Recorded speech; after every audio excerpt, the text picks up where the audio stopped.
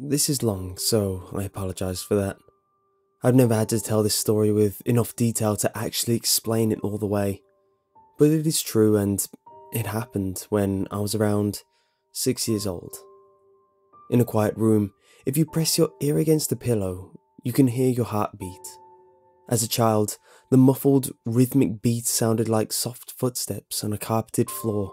So, as a kid, almost every night, just as I was about to drift off to sleep, I would hear these footsteps and I would be ripped back into consciousness, terrified.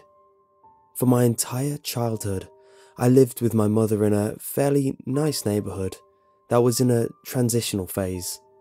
People of lower economic means were gradually moving in, and my mother and I were two of these people. We lived in the kind of house you see being transported in two pieces on an interstate, but my mum took good care of it.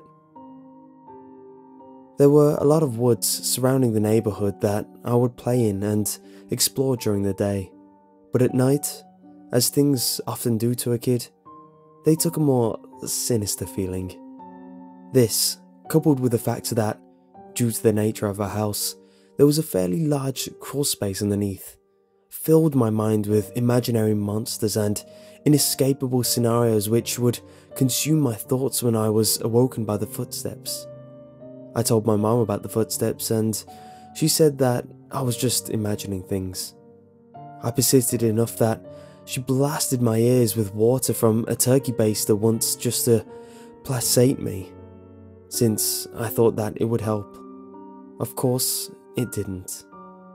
Despite all the creepiness and footsteps, the only weird thing that ever happened was that every now and then I would wake up on the bottom bunk, despite having gone to sleep on the top.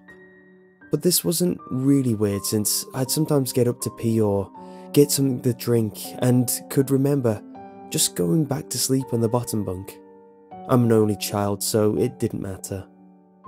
This would happen once or twice a week, but waking up on the bottom bunk wasn't too terrifying. But one night, I didn't wake up on the bottom bunk. I heard the footsteps, but was too far gone to be woken up by them, and when I was awoken, it wasn't from the sound of footsteps or a nightmare, but because I was cold, really cold. When I opened my eyes, I saw stars. I was in the woods. I sat up immediately and tried to figure out what was going on. I thought I was dreaming, but that didn't seem right, though neither did me being in the woods. There was a deflated pool float right in front of me, one of those shaped like a shark. This only added to the surreal feeling, but after a while it seemed like I just wasn't going to wake up because I wasn't asleep. I stood up to orient myself, but I didn't recognize these woods. I played in the woods by my house all the time, so I knew them really well. But if these weren't the same woods, then how could I get out? I took a step and felt a shooting pain in my foot, which knocked me back to where I'd just been laying. I'd stepped on a thorn. By the light of the moon, I could see that they were everywhere. I looked at my other foot, but it was fine, and as a matter of fact, so was the rest of me. I didn't have another scratch on me, and I wasn't even that dirty. I cried for a little bit and then stood back up. I didn't know which way to go, so I just picked a direction. I resisted the urge to call out since I wasn't sure I wanted to be found by who or what might be out there. I walked for what seemed like hours. I tried to walk in a straight line and tried to course correct when I had to take a detour, but I was just a kid and I was afraid.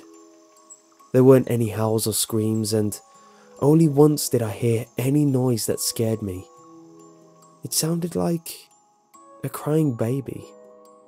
I think now that it was just a cat, but I panicked. I ran, veering in different directions to avoid big thicks of bushes and collapsed trees, and I was paying close attention to where I stepped because By that point, my feet were in pretty bad shape. I paid too much attention to where I was stepping and not enough to where those steps were leading, because not long after hearing the cry, I saw something that filled me with a kind of despair I haven't experienced since. It was the pool float. I was only 10 feet from where I'd woken up. This wasn't magic or some supernatural space bending. I was lost. Up until that moment, I thought more about getting out the woods than how I got in. But being back in the beginning caused my mind to swim. I wasn't even sure that these were my woods. I had only been hoping that they were. Had I run in a huge circle around that spot? Or did I just turn around and start making my way back? How was I going to get out? At the time, I thought the North Star was just the brightest star, and so I looked and found the brightest one and followed it. Eventually, things started to look more familiar, and when I saw the ditch, a dirt ditch my friends and I would have dirt clot wars in, I knew I made it out. By that point, I was walking really slow because my feet hurt so much, but I was so happy to be so close to home that I broke into a light jog. When I actually saw the roof of my house over a neighbouring low-set house, I let out a light sob and ran faster. I just wanted to be home. I had already decided that I wouldn't say anything because I had no idea what I could possibly say. I would get back in the house somehow, clean up and get in my bed. My heart sunk as I rounded the corner and my house came fully into view. Every light in the house was on. I knew my mum was up, and I knew that I would have to explain or try to explain where I had been. And I couldn't even figure out where to start. My run became a jog, which became a walk. I saw her silhouette through the blinds, and although I was worried about how to explain things to her that didn't matter to me at that point, I walked up the couple of steps to the porch and put my hand on the doorknob and turned. Right before I pushed it open, two arms wrapped around me and pulled me back. I screamed as loud as I could, "Mom, help me, please, Mom!"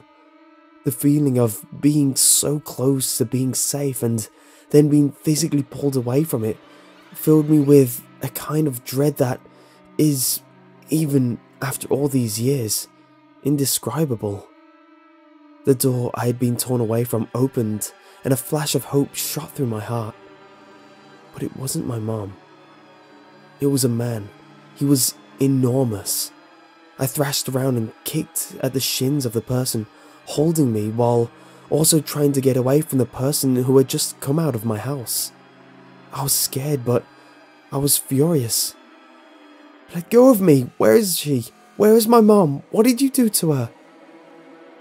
As my throat stung from screaming and I was drawing in another breath, I became aware of a sound that had been present for longer than I had perceived it. "Honey, please calm down. I've got you." It sounded like my mom. The arms loosened and set me down, and as the man approaching me blocked out the porch light with his head, I noticed his clothes. He was a cop. I turned to face the voice behind me and saw that it really was my mom. Everything was okay. I began to cry and the three of us went inside. "I'm so glad you're home, sweetie. I was worried I'd never see you again." By that point, she was crying too. "I'm sorry. I don't know what happened. I just wanted to come home. I'm sorry." "It's okay. Just don't ever do that again. I'm not sure me or my shins can take it." A little laughter broke through my sobs and I smiled a bit. "Well, I'm sorry for kicking you, but why do you have to grab me like that?" "I was just afraid that you'd run away again." I was confused. "What do you mean?" "We found your note on your pillow." she said, and pointed at the piece of paper that the police officer was sliding across the table. I picked up the note and read it. It was a running away letter. It said that I was unhappy and never wanted to see her or any of my friends again. The police officer exchanged a few words with my mom on the porch while I stared at the letter. I didn't remember writing a letter. I didn't remember anything about any of this. But even if I sometimes went to the bathroom at night and didn't remember, or if I could have gone to the woods on my own, even if all that could have been true, the only thing I knew at that point was, this isn't how you spell my name. I didn't write this letter.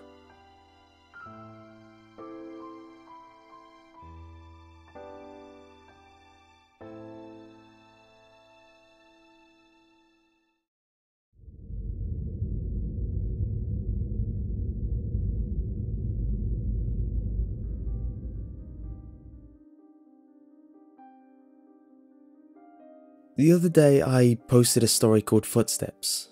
There were a number of questions that made me curious about certain details about my childhood, so I spoke with my mother. Exacerbated by my questions, she said, "Why don't you just tell them about the goddamn balloons if they're so interested?" As soon as she said that, I remembered so much about my childhood that I'd forgotten. This story should provide some greater context for the previous story, which I think you should listen to first. Though the order isn't of vital importance, listening to that story first will put you in my place more effectively, since I remembered the events of Footsteps first. If you have questions or anything, feel free to ask and I'll try to answer them. Also, both stories are long, so heads up on that. I'm just hesitant to leave out any detail that might be important. When I was 5 years old, I went to an elementary school that, from what I've come to understand, was really adamant about the importance of learning through activity. I was part of a new program designed to allow children to raise at their own pace. And to facilitate this, the school encouraged teachers to come up with really inventive lesson plans. Each teacher was given the latitude to create his or her own themes which would run for the duration of the grade, and all their lessons in math, reading, etc. would be designed in the spirit of the theme. These themes were called groups. There was a space group, a sea group, an earth group, and the group I was in, community. In kindergarten in this country, you don't learn much except how to tie your shoes and how to share, so most of it isn't very memorable. I only remember two things very clearly. I was the best at writing my name in the right way, and the balloon project, which was really the hallmark of the community group, since it was a pretty clever way to show how community functioned at a really basic level. You've probably heard of this activity. On one Friday, I remember it being Friday because I was excited about the project and it being the end of the week. Toward the beginning of the year, we walked into the classroom in the morning and saw that there was a fully inflated balloon tied off with a string taped to each of our desks. Sitting on each of our desks was a marker and a pen and a piece of paper and an envelope. The project was to write a note on the paper, put it in the envelope, and attach it to the balloon, which we would draw a picture on if we wanted. Most of the kids started fighting over the balloons because they wanted different colours, but I started on my note, which I had thought a lot about.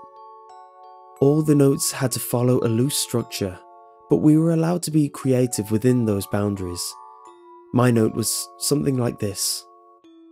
"Hi, you found my balloon. My name is... and I attend elementary school. You can keep the balloon, but I hope you write me back. I like Mighty Max, exploring, building forts, swimming, and friends. What do you like? Write me back soon. Here's $1 for the mail." On the dollar, I wrote 4 stamps right across the front, which my mum said was unnecessary, but I thought it was genius, so I did it. The teacher took a Polaroid of each of us with our balloons and had us put them in the envelope along with our letter. They also included another letter that I assumed explained the nature of the project and sincere appreciation for anyone's participation in writing back and sending photos of their city or neighbourhood. That was the whole idea, to build a sense of community without having to leave the school and to establish safe contact with other people. It seemed like such a fun idea. Over the next couple weeks, the letters started to roll in. Most came with pictures of different landmarks, and each time a letter would come in, the teacher would pin the picture on a big wall map we had put up showing where the letter had come from and how far the balloon had travelled. It was a really smart idea because we actually looked forward to coming to school to see if we had gotten our letter. For the duration of the year, we had one day a week where we could write back to our Penpal or another student's Penpal in case our letter hadn't come in yet. Mine was one of the last to arrive. When I came into class, I looked at my desk and, once again, didn't see a letter waiting for me. But as I sat down, the teacher approached me and handed me an envelope. I must have looked so excited because, as I was about to open it, she put a hand on mine to stop me and said, "Please don't be upset." I didn't understand what she meant. Why would I be upset now that my letter had come? Initially, I was mystified that she would even know what was in the envelope, but now I realised that, of course, the teachers had screened the contents to make sure there was nothing obscene, but all the same, how could I be disappointed? When I opened the envelope, I understood. There was no letter. The only thing in the envelope was a Polaroid, but I couldn't really make out what it was. It looked like a patch of desert, but it was too blurry to decipher. It appeared as if the camera had been moved while the picture was being taken. There was no return address, so I couldn't even write back if I wanted to. I was crushed. The school year pressed on, and the letters had stopped coming for nearly all of the other students.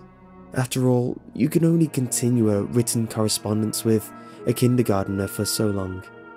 Everyone, including myself, had lost interest in the letters almost completely.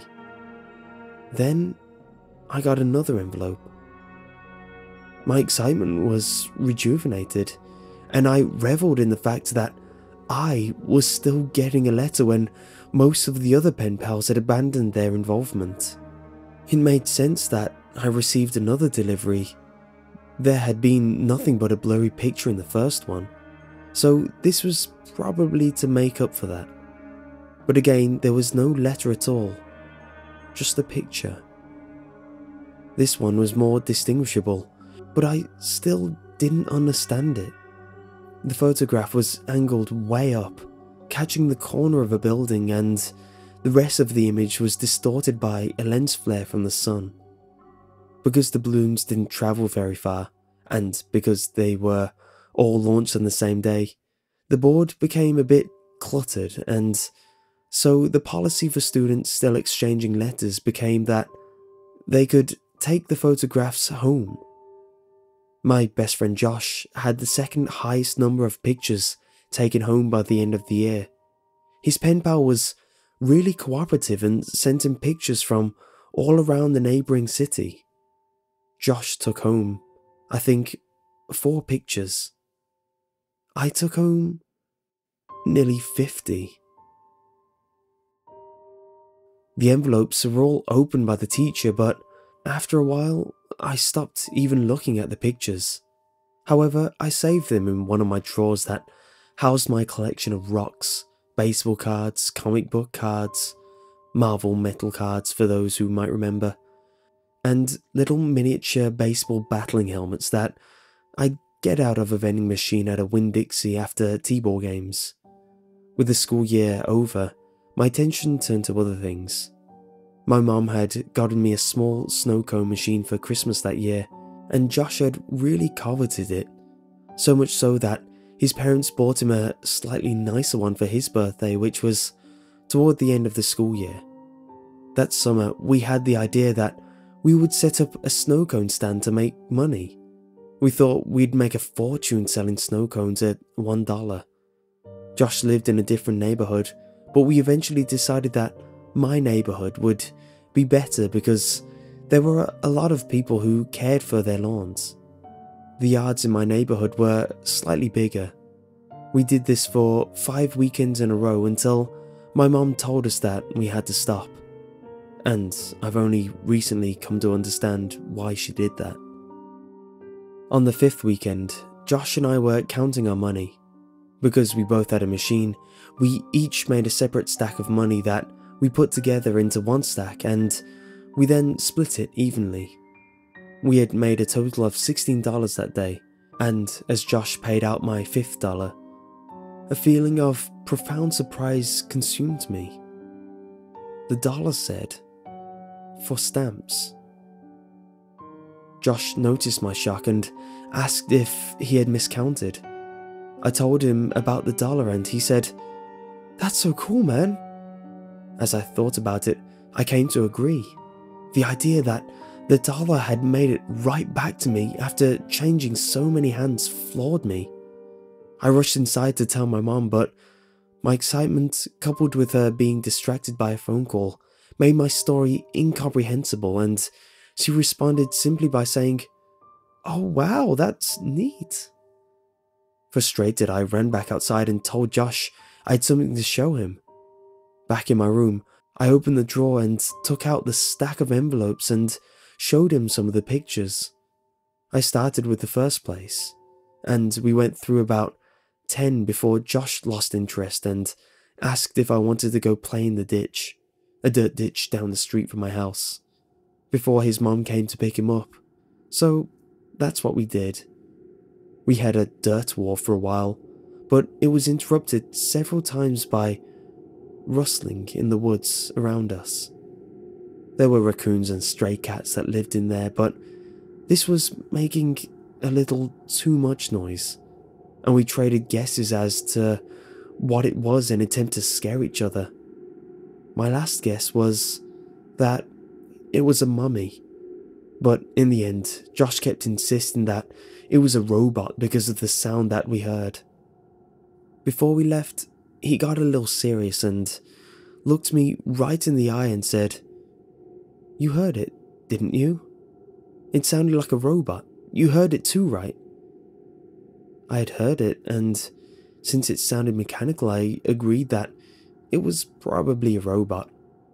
It's only now that I understand what we heard. When we got back, Josh's mom was waiting for him at the kitchen table with my mom. Josh told his mom about the robot. Our moms laughed and Josh went home. My mom and I ate dinner and then I went to bed. I didn't stay in bed for long before I crept out and decided, due to the day's events, I would revisit the envelope since now the whole affair seemed much more interesting. I took the first envelope and set it on the floor and set the blurry desert Polaroid on top.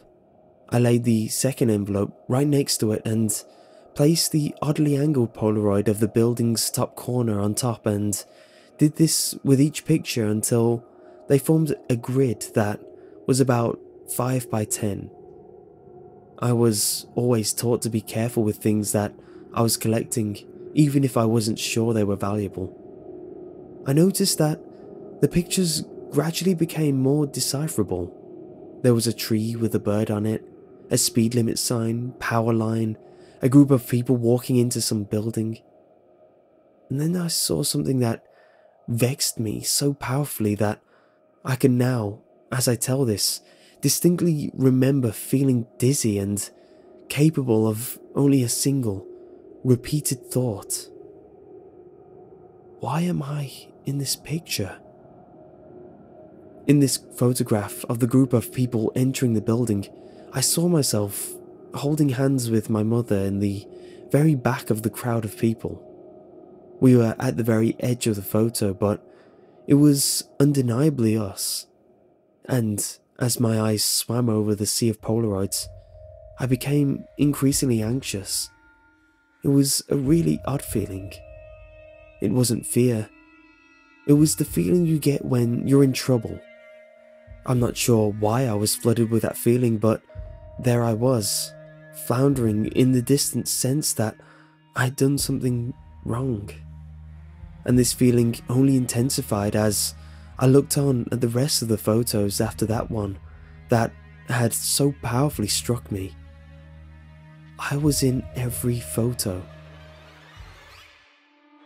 None of them were close shots, none of them were only of me, but I was in every single one of them. Off to the side, in the back, bottom of the frame. Some of them only had the tiniest part of my face captured at a very edge of a photo, but nevertheless, I was there. I was always there. I didn't know what to do.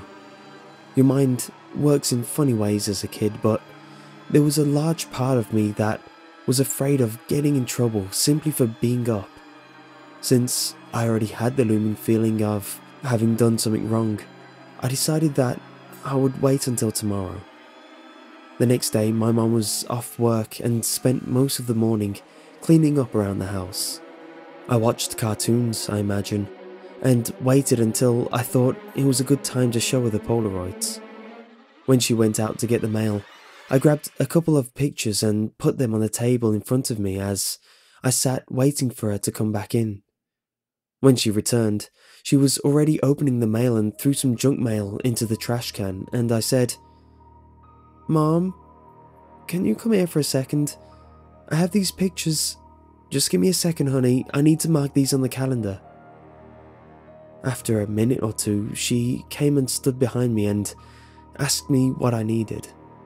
I could hear her shuffling with the mail behind me, but I just looked at the Polaroids and told her about them. As I explained more and pointed to the pictures, her frequent uh-huhs and okays decreased, and she was suddenly completely quiet and only making a little noise with the mail.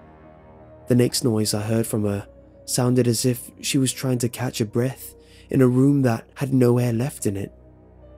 At last, her struggling gasps were conquered, and she simply dropped the remaining mail on the table and ran to the kitchen to get the phone. "Mom, I'm sorry. I didn't know about these. Don't be mad at me." With the phone pressed against the ear, she was walking and running back and forth and shouting into it. I nervously fiddled with the mail sitting next to my Polaroids. The top envelope had something sticking out of it that I thoughtlessly and anxiously pulled on until it came out. It was another Polaroid. Confused, I thought that somehow one of my Polaroids had slipped into the stack when she threw the mail down. But when I turned it over and looked at it, I realized that I had not seen this one before. To my dismay, it was me. But this one was a much closer shot. I was surrounded by trees and was smiling. But it wasn't just me, I noticed. Josh was there too. This was us from yesterday. I started yelling for my mom, who was still screaming into the phone. I repeatedly yelled for her until she finally responded with, "What?" And I could only think to ask, "Who are you calling?" "I'm talking with the police, honey." "But why? I'm sorry. I didn't mean to do anything." She answered me with a response that I never understood until I was forced to revisit these events from the earliest years of my life. She grabbed the envelope off the table and the picture of Josh and I spun and slid, landing next to the other Polaroids in front of me. She held the envelope up to my eyes, but I could only look at her and watch as all the colour began draining out of her face.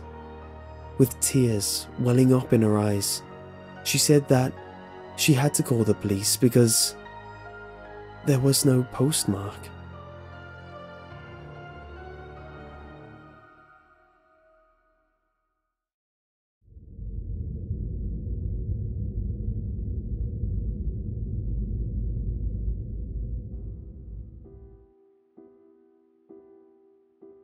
For those of you who have listened to my other stories and asked if there was more and received cryptic answers from me, I want to apologize for being dishonest. I said several times in the comments that nothing really happened after footsteps, but that wasn't true. The events of the following story weren't locked away in the recesses of my mind. I've always remembered them. It wasn't until I remembered balloons and spoke with my mother about the following events that I realized how intertwined this story was with everything else. But I originally hadn't really planned on sharing this anyway. My desire to withhold this memory was due mostly to the fact that I don't think I showed good judgment in it.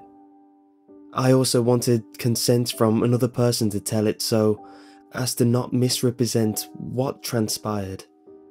I didn't expect there to be a lot of interest in my other stories, so I never really thought I'd really get pressed for more details, and I would have been happy to keep this to myself for the rest of my life.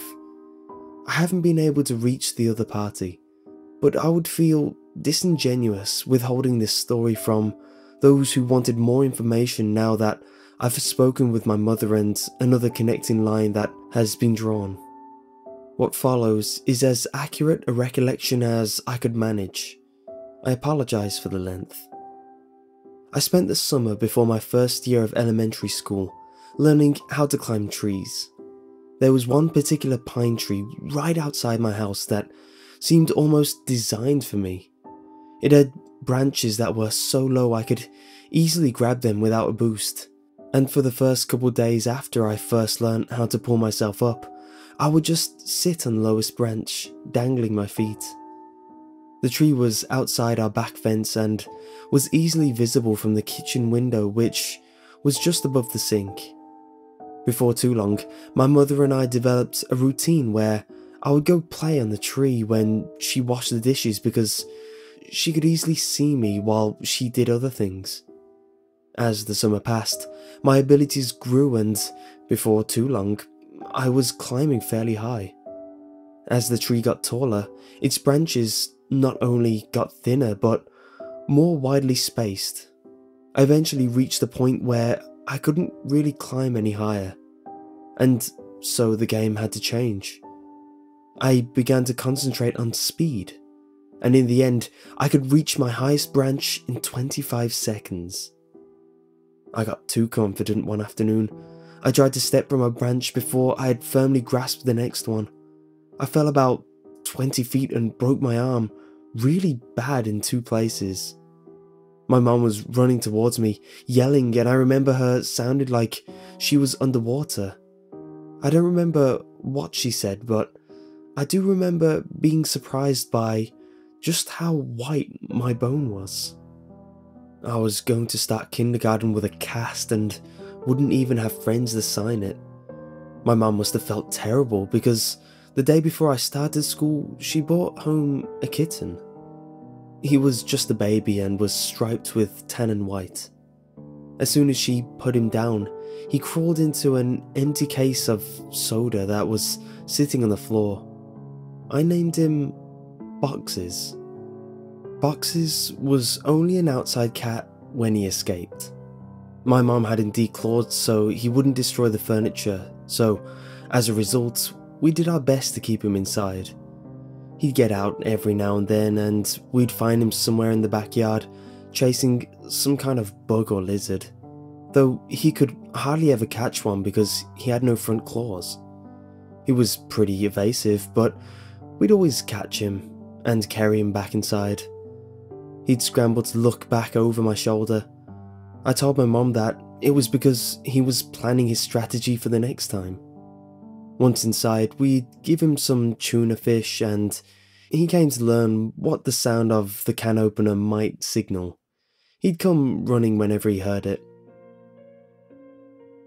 This conditioning came in handy later because towards the end of our time in the house, Boxes would get out much more often and would run under the house into the crawl space where neither of us wanted to follow because it was cramped and probably crawling with bugs and rodents.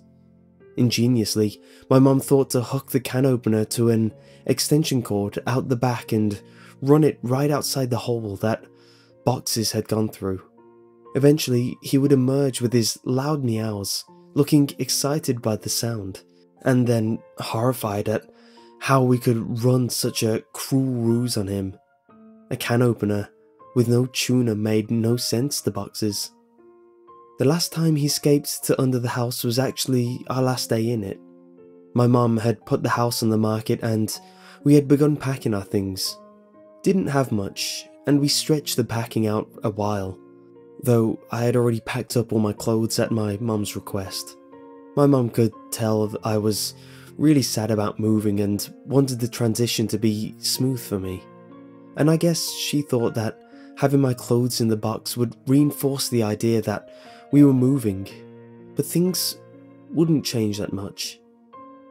When Boxes got out as we were loading up some things into the van, my mum cursed because she had already packed the can opener and wasn't sure where it was. I pretended to go look for it so I wouldn't have to go under the house, and my mum, probably completely aware of my little scam, moved one of the panels and crawled in. She came out with Boxes pretty quickly and seemed pretty unnerved, which made me feel even better about getting out of it. My mum made some phone calls while I packed a little more, and then she came into my room and told me that she had spoken to the realtor and we were going to start moving into the other house that day. She said it like it was excellent news, but I thought we had more time in the house. She originally said that we weren't moving until the end of next week and it was only Tuesday. What's more, we weren't completely finished packing, but my mum said sometimes it was just easier to replace things than pack them and haul them all over the city. I didn't even get to grab the rest of my boxed clothes. I asked if I could call Josh to say goodbye, but she said that we could just call him from our new house. We left in the moving van. I managed to stay in touch with Josh for years, which is surprising since we no longer went to the same school. Our parents weren't close friends, but they knew that we were, and so they would accommodate our desire to see one another by driving us back and forth for sleepovers sometimes every weekend. For Christmas one year, our parents even pooled their money and got us some really nice walkie-talkies that were advertised to work across a range that extended past the distance between our houses. They also had batteries that could last for days if the walkie-talkie was on but not used. They would only occasionally work well enough that we could talk across the city, but when we stayed over, we'd use them around the house, talking in mock radio speak that we had taken from movies, and they worked great for that. Thanks to our parents, we were still friends when we were 10. One weekend, I was staying over at Josh's and my mum called me to say goodnight. She was still pretty watchful, even when she couldn't actually watch me, but I had gotten used to it that I didn't even notice it, even if Josh did. She sounded upset. Boxes was missing. This must have been a Saturday night because I'd spent the night at Josh's the previous night and was going to go home the next day because we had school on Monday. Boxes had been missing since Friday afternoon. I gathered that she had not seen him since returning home after dropping me off. She must have decided to tell me he was missing because if he didn't come home before I did, then I would be devastated at not only his absence, but how she could have kept this from me. She told me not to worry. He'll come back, he always does. But Boxes didn't come back. 3 weekends later, I stayed at Josh's again. I was still upset about Boxes, but my mum told me that there had been many times when pets had disappeared from homes for weeks or even months, only to return on their own. She said they always knew where home was and would always try to get back. I was explaining this to Josh when a thought hit me so hard that I interrupted my own sentence to say it out loud. What if Boxes thought of the wrong home? Josh was confused. What? He lives with you. He knows where his home is. But he grew up somewhere else, Josh. He was raised in my old home, a couple neighborhoods away. Maybe he still thinks of that place as home, like I do. Oh, I get it. Well, that'd be great. We'll tell my dad tomorrow and he'll take us over there so we can look. No, he won't, man. My mom said that we couldn't ever go back to that place because the new owners wouldn't want to be bothered. She said that she told your mom and dad the same thing.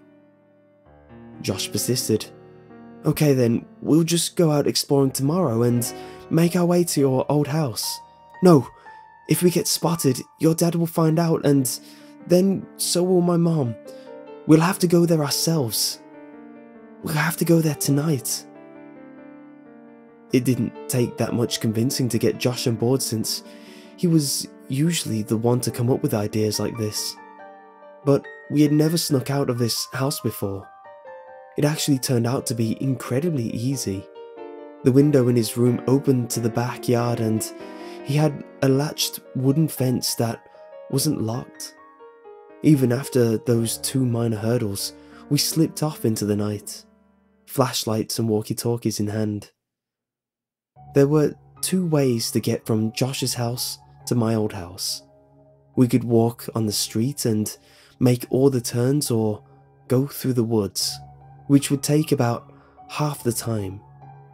It would have taken about 2 hours to walk there taking the streets, but I suggested that we go that way anyway. I told him it was because I didn't want to get lost. Josh refused and said that if we were seen they might recognize him and tell his dad. He threatened to go home if we didn't just take the shortcut, and I accepted it, because I didn't want to go by myself. Josh didn't know about the last time I walked through these woods at night. The woods were pretty much less creepy with a friend and a flashlight, and we were making pretty good time. I wasn't entirely sure where we were, but Josh seemed confident enough and that bolstered my morale. We passed through a particularly thick patch of tangled trees when the strap of my walkie-talkie got caught on a branch. Josh had the flashlight and so I was struggling to get my walkie-talkie free when I heard Josh say, "Hey man, wanna go for a swim?" I looked over to where he was shining the flashlight, though I closed my eyes as I did, because I now knew where we were. He was pointing at the pool float. This was where I'd woken up in these woods all those years ago. I felt a lump in my throat and the sting of fresh tears in my eyes as I continued to struggle with the walkie. Frustrated, I yanked on it hard enough to break it free and I turned and walked to Josh, who had partially laid down on the pool float in a mock sunbathing pose. As I walked toward him, I stumbled and nearly fell into a fairly large hole that was sitting in the middle of this small clearing, but I regained my balance and stopped right at its edge. It was deep. I was surprised by the size of the hole, but more surprised by the fact that I didn't remember it. I realized it must not have been there that night because it was in the same spot where I had awoken. I put it out my mind and turned to Josh. "Quit messing around, man. You saw I was stuck over there. You were just lying here joking around on this float?" I punctuated the sentence with a kick to the exposed part of the float. A screeching rose from it. Josh's smile inverted. He suddenly looked terrified and was struggling to get off the float, but he couldn't in a quick manner due to the awkward way he had been laying on it. Each time he would fall back on the float, the screeching would intensify. I wanted to help Josh, but I couldn't move myself any closer. My legs wouldn't cooperate. I hated these woods. I picked up the flashlight that he had thrown in his thrashing and shined it in on the float, not knowing what to expect. Finally, Josh got off the float and rushed next to me, looking at where I was shining the light. Suddenly, there it was. It was a rat. I started laughing nervously, and we both watched the rat run into the woods, taking the screeches with it. Josh lightly punched me in the arm, the smile slowly returning to his face, and we continued walking. We quickened our pace and made it out of the woods faster than we thought we would, and we found ourselves back in my old neighbourhood. The last time I had rounded the bend ahead, I had seen my house fully illuminated, and all the memories of what transpired came flooding back. I felt a skipping in my heart as we were finally turning the corner and about to face the full view of my house, remembering the last time how incandescent it was. But this time, all the lights were off. From a distance, I could see my old climbing tree, and as my mind traced the steps of casuality backward, I realised that I wouldn't be back here this night if that tree hadn't grown. And I was briefly in awe of how all events were like that. As we got closer, I could see that the lawn looked terrible. I couldn't even guess when it had last been mowed. One of the shutters had partially broke loose and was rocking back and forth in the breeze. And overall, the house just looked dirty. I was sad to see my old home in such a state of disrepair. Why would my mum care if we bothered the new owners if they cared so little about where they lived? And then I realised there were no new owners. The house was abandoned, though it looked simply forsaken. Why would my mum lie to me about our house having new people in it? But I thought that this was actually a good thing. It would be easier to look around for boxes if we didn't have to worry about being spotted by the new family. This would make it much quicker. Josh interrupted my thoughts as we walked through the gate and up to the house itself. "Your old house sucks, dude," Josh yelled as quietly as he could. "Shut up, Josh. Even like this, it's still nicer than your house." "Hey man. Okay, I think boxes is probably under the house. One of us has to go under and look, but the other should stay next to the opening in case he comes running out." "Are you serious? There's no way I'm going under there. It's your cat, man, you do it." "Look, I'll game you for it, unless you're too scared," I said, holding my fist over my upturned palm. "Fine, but we go on shoot, not on 3. It's rock, paper, scissors, shoot, not 1, 2, 3. I know how to play the game, Josh. You're the one always messing up, and it's 2 out of 3. I lost. I wiggled loose the panel that my mom would always move when she had to crawl under here for boxes. She only had to do it a couple of times since the can opener trick usually worked, but when she had to do it, she hated it, especially that last time. And as I look into the darkness of the crawl space, I had a greater appreciation for why. Before we moved, she said that it was actually better that boxes ran under there, despite how hard it could be to get him out. It was less dangerous than him jumping over the fence and running around the neighbourhood. All that was true, but I was still dreading doing this. I grabbed the flashlight and the walkie-talkie and began to crawl in. A powerful smell overtook me. It smelled like death. I turned on my walkie. "Josh, are you there?" "This is Macho Man, come back." "Josh, cut it out. There's something wrong down here." "What do you mean?" "It stinks. It smells like something died." "Is it boxes?" "I really hope not." I set down the walkie-talkie and moved the flashlight around as I crawled forward. Looking through the hole from outside, you could see all the way back with the right lighting, but you had to be inside to see around the support blocks that held up the house. I'd say that There was about 40% of the area that you couldn't see unless you were actually in the crawl space. But even inside, I discovered that I could only see directly where the flashlight was pointing. I realized that this would make scouting around the place much more difficult. As I moved forward, the smell intensified. The fear was growing in me that Boxes had come here and something had happened to him. I shined the flashlight around but couldn't see much of anything. I wrapped my fingers around the support block to pull myself forward, and as I did that, I felt something that made my hand recoil. Fur. My heart sank and I prepared myself emotionally for what I was about to see. I crawled slowly so I could prolong what I knew was coming, and I inched my eyes and flashlight past the block to see what was on the other side. I staggered back in horror. "Jesus Christ!" escaped my trembling mouth. It was a hideous and twisted creature, badly decomposed. Its skin had rotted away on its face, so the teeth appeared to be enormous, and the smell was unbearable. What is it? Are you okay? Is it Boxes? I reached for the walkie. "No, it's not Boxes." What the hell is it then? "I don't know." I shined the light on it and looked at it with less fear in my vision. I chuckled. "It's a raccoon." Well, keep looking.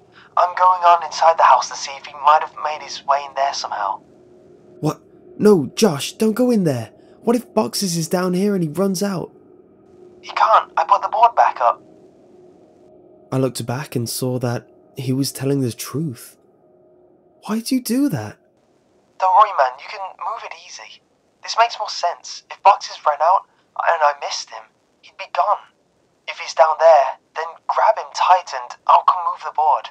And if he's not there, then you can move it yourself while I look in the house.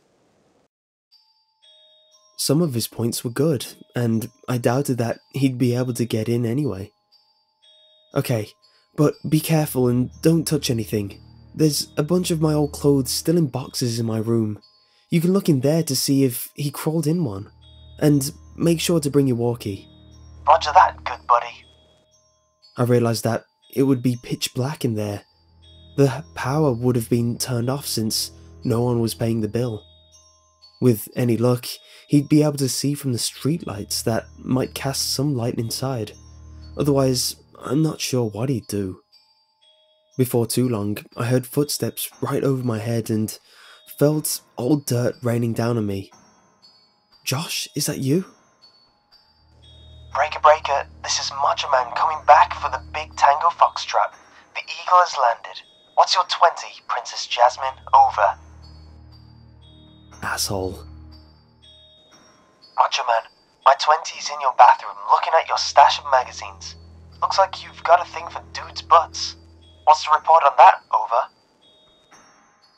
I could hear him laughing without the walkie, and I started laughing too.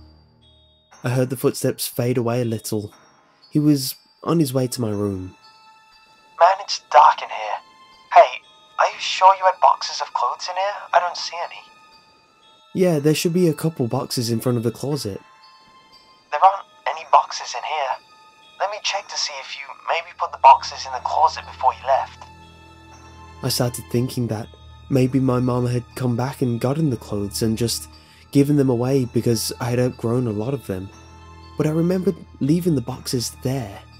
I didn't even have time to close the last one before we left.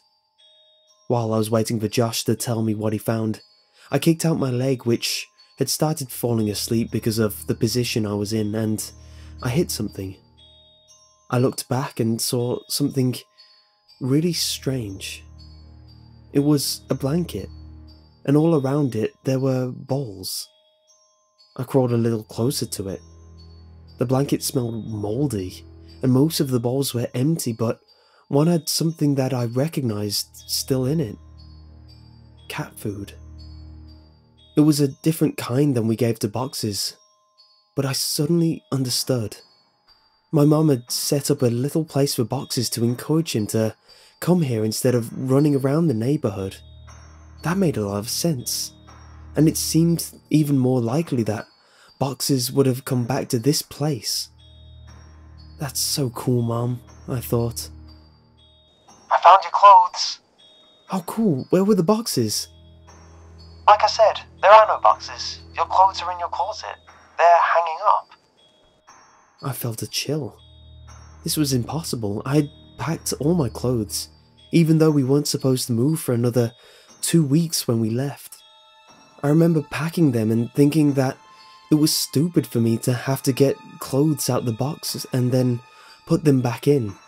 I'd packed them, but someone had hung them back up. Why though? Josh needed to get out of there. That can't be right, Josh. They're supposed to be in boxes. Stop messing around and just come back outside. No joke, man. I'm looking at them. Maybe you just thought that you left them. Wow, you sure like to look at yourself, don't you? What do you mean? Your walls, man. Your walls are covered in Polaroids of yourself. There are hundreds of them. What did you do? Hire someone to... Silence. I checked my walkie to see if I had switched it off somehow. It was fine. I could hear footsteps, but couldn't tell exactly where Josh was going. I waited for Josh to finish his sentence, thinking that his finger had just slipped off the button, but he didn't continue. He seemed to be stomping around the house now. I was just about to radio him when he came back. There's someone in the house. His voice was hushed and broken. I could hear he was on the verge of tears. I wanted to respond, but how loud was his walkie turned up? What if the other person had heard it? I said nothing and just waited and listened. What I heard were footsteps. Heavy, dragging footsteps. And then, a loud thud. Oh God, Josh? He had been found. I was sure of it. This person had found him and was hurting him. I broke out in tears. He was my only friend, next to boxes. And then I realised, what if Josh told him I was under here? What could I possibly do? As I struggled to compose myself, I thankfully heard Josh's voice through the walkie. He's got something, man. It's a big bag. He just threw it on the floor and... Oh God. The bag. I think it just moved. I was paralysed. I wanted to run home. I wanted to save Josh. I wanted to go for help. I wanted so many things, but I just lay there, frozen. As I lay, unable to move, my eyes focused on the corner of the house that was right under my room. I moved my flashlight. My breath hitched at what I saw. Animals. Dozens of them. All of them dead. They lay in piles all around the perimeter of the crawl space. Could boxes be among these corpses? Was this what the cat food was for? Seeing this broke my shock as I knew I had to get out of there, and I scrambled to the board. I pushed on it, but it wouldn't budge. I couldn't move it because it was wedged in there and I couldn't get my fingers around it since the edges were outside. I was trapped. God damn you, Josh, I whispered to myself. I could feel thunderous footsteps above me. The house was shaking. I heard Josh scream, and it was matched by another scream that wasn't full of fear. As I continued pushing, I felt the board move, but I knew it wasn't me who was moving it. I could hear footsteps above me and in front of me, and shouting and screaming filling the brief silences between the footsteps. I moved back and held my walkie, ready to try defend myself, and the board was thrown to the side, and an arm shot in and grabbed for me. Let's go, man, now! It was Josh. Thank God. I scrambled out of the opening, holding the flashlight and the walkie. When we got to the fence, we both jumped it, but Josh's walkie fell. He reached for it and I told him to forget it. We had to move. Behind us, I could hear yelling, though they weren't words, only sounds. And we perhaps foolishly ran for the woods to get back to Josh's quicker and be somewhat harder to follow. The whole way through the woods, Josh kept yelling, "My picture! He took my picture!" But I knew the man already had Josh's picture from all those years ago at the ditch. I suppose Josh still thought those mechanical sounds were from a robot. We made it back to Josh's house and back into his room before his parents woke up. I asked him about the big bag and if it really moved, and he said he couldn't be sure. He kept apologizing about dropping the walkie at the house, but obviously that wasn't a big deal. We didn't go to sleep and sat peering out the window, waiting for him. I went home later that day as it was around 3 AM already. I told my mom the basics of this story a couple of days ago. She broke down and was furious about the danger I put myself in. I asked her why she made all those things up about bothering the new owners to stop me from going. Why did she think the house was so dangerous? She became irate and hysterical, but she answered my question.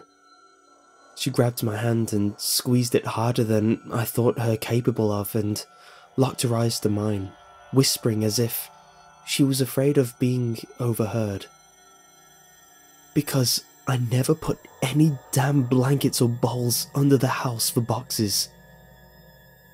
You weren't the only one to find them." I felt dizzy. I understood so much now. I understood why she had looked so uneasy after she brought boxes out from under the house on our last day there. She found more than spiders or a rat's nest that day. I understood why we left almost 2 weeks early. I understood why she tried to stop me from going back. She knew he made his home under ours, and she kept it from me. I left without saying another word and didn't finish the story for her, but I wanted to finish it here for you. I got home from Josh's that day and threw my stuff on the floor and it scattered everywhere. I didn't care, I just wanted to sleep. I woke up around 9 PM to the sound of boxes meowing. My heart leapt. He'd finally come home. I was a little sick about the fact that if I had just waited a day, none of the previous night's events would have happened, and I'd have boxes anyway. But that didn't matter. He was back. He was back. I got off my bed and called for him, looking around to catch a glint of light off his eyes. The crying continued and I followed it. It was coming from under the bed. I laughed a little, thinking I had just crawled under a house looking for him and how this was so much better. His meows were being muffled by a shirt, so I flung it aside and smiled, yelling, "Welcome home, Boxes!" His cries were coming from my walkie-talkie. Boxes never came home.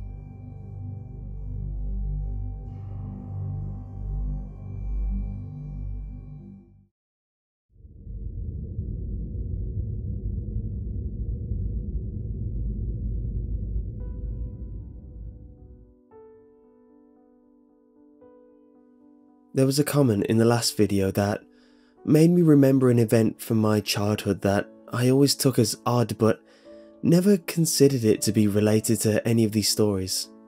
I know now that it is. It's funny how memories work. The details might all be present in your mind, though scattered and disarrayed, and then a single thought can stitch them back together almost instantly. I never thought of these events much because I was focused on the wrong details. I went back to my mom's house and went through my old childhood schoolwork looking for something that I think is important.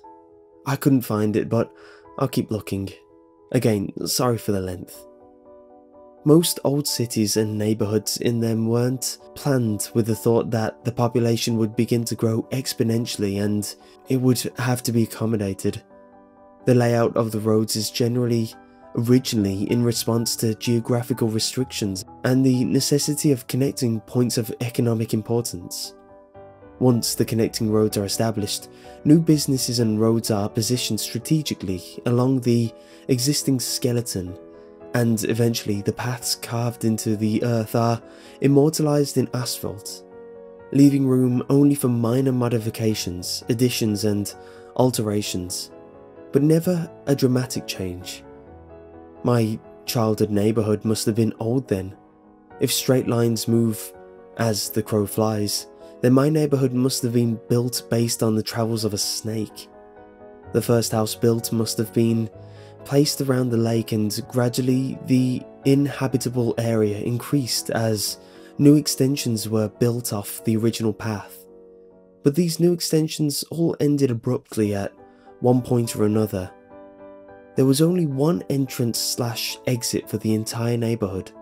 Many of these extensions were limited by a tributary which both fed and drank from the lake and passed right by what I came to call, and have called in these stories, the ditch. Many of the original homes had enormous yards, but some of those original plots have been divided, leaving properties with smaller and smaller boundaries. An aerial view of my neighborhood would give one the impression that an enormous squid had once died in the woods and some adventuring entrepreneur found the corpse and paved roads over its tentacles, only to withdraw his involvement and leave time, greed and desperation to divide up the land among the prospective homeowners like an embarrassing attempt at the golden radio. From my porch you could see the old houses that surrounded the lake, but the houses of Mrs. McGee was my favourite. She was, as best as I can remember, around 80 years old, but despite that, she was one of the friendliest people I had ever met. She had a head of a loose set, white curls, and always wore light dresses with floral patterns. She would talk to me and Josh from her back porch when we were swimming in the lake, and she would always invite us in for snacks. She said that she was lonely because her husband, Tom, was always away on business. But Josh and I would always decline her invitation because, as nice as Mrs. Maggie was, there was still something a bit odd about her. Every now and then, when we would swim away, she would say, "Chris and John, you're welcome here any time." And we could hear her still yelling that when we were walking away into my house.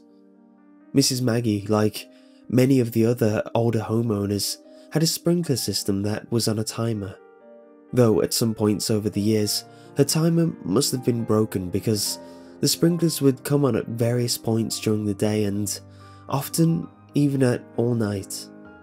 While it never got cold enough to snow very much, several times each winter I would go outside in the morning to see Mrs. Maggie's yard transformed into a surreal Arctic paradise by the frozen water.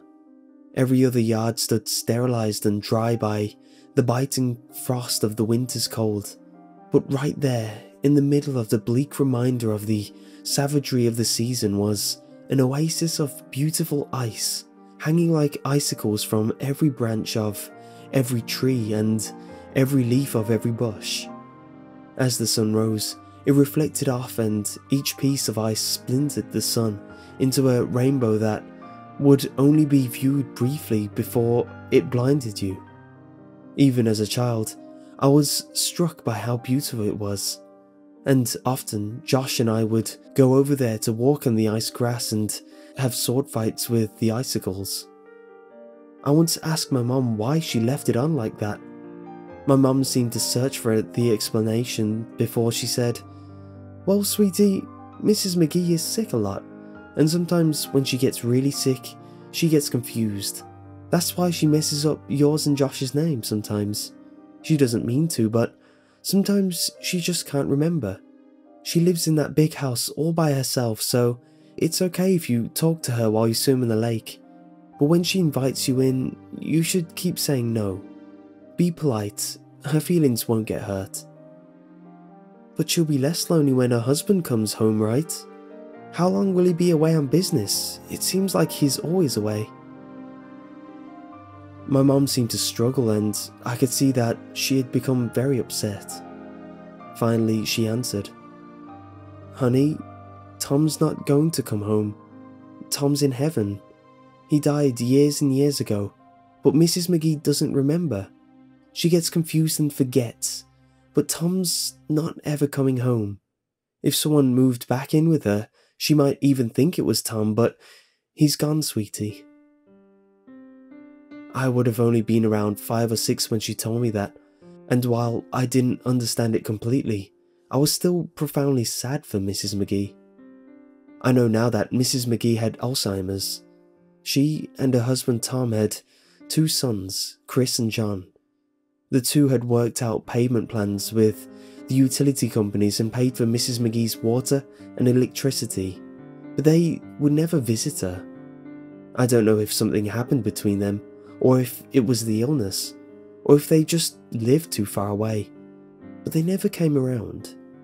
I have no idea what they looked like, but there were times when Mrs. McGee must have thought Josh and I looked like they did when they were children, or maybe she saw that some parts of her mind so desperately wanted to see, ignoring the images transmitted down her optic nerve and, just for a little while, showing her what used to be. I realize only now how lonely she must have been. During the summer after kindergarten, before the events of balloons, Josh and I had taken to exploring the woods near my house, as well as the tributary of the lake. We knew that the woods between our houses were connected, and we thought it would be neat if the lake near my house was somehow connected to the creek around his. So, we resolved ourselves to find out. We were going to make maps. The plan was to make 2 separate maps and then combine them. We would make one map exploring the area around the creek near his house, and make another following the outflow from my lake. Originally, we were going to make one map, but we realized that wasn't possible since I started drawing the map of my area so huge that the route from his house wouldn't have been to scale. We kept the map from the lake at my house and the map from the creek at his house, and we would add to each when we stayed the night at each other's. For the first couple weeks, it went really well. We would walk through the woods along the water and pause every couple minutes to add to the map, and it seemed like the 2 maps would come together any day. We had no equipment needed for the job, not even a compass, but we tried to make do. We had the idea to impale the earth with a stick when we had reached the end of the venture so that if we came upon the stick from the other direction, the next weekend we would know we had joined the maps. We might have been the world's worst cartographers. Eventually, however, the woods became too thick near the water coming from the lake, and we were unable to proceed further.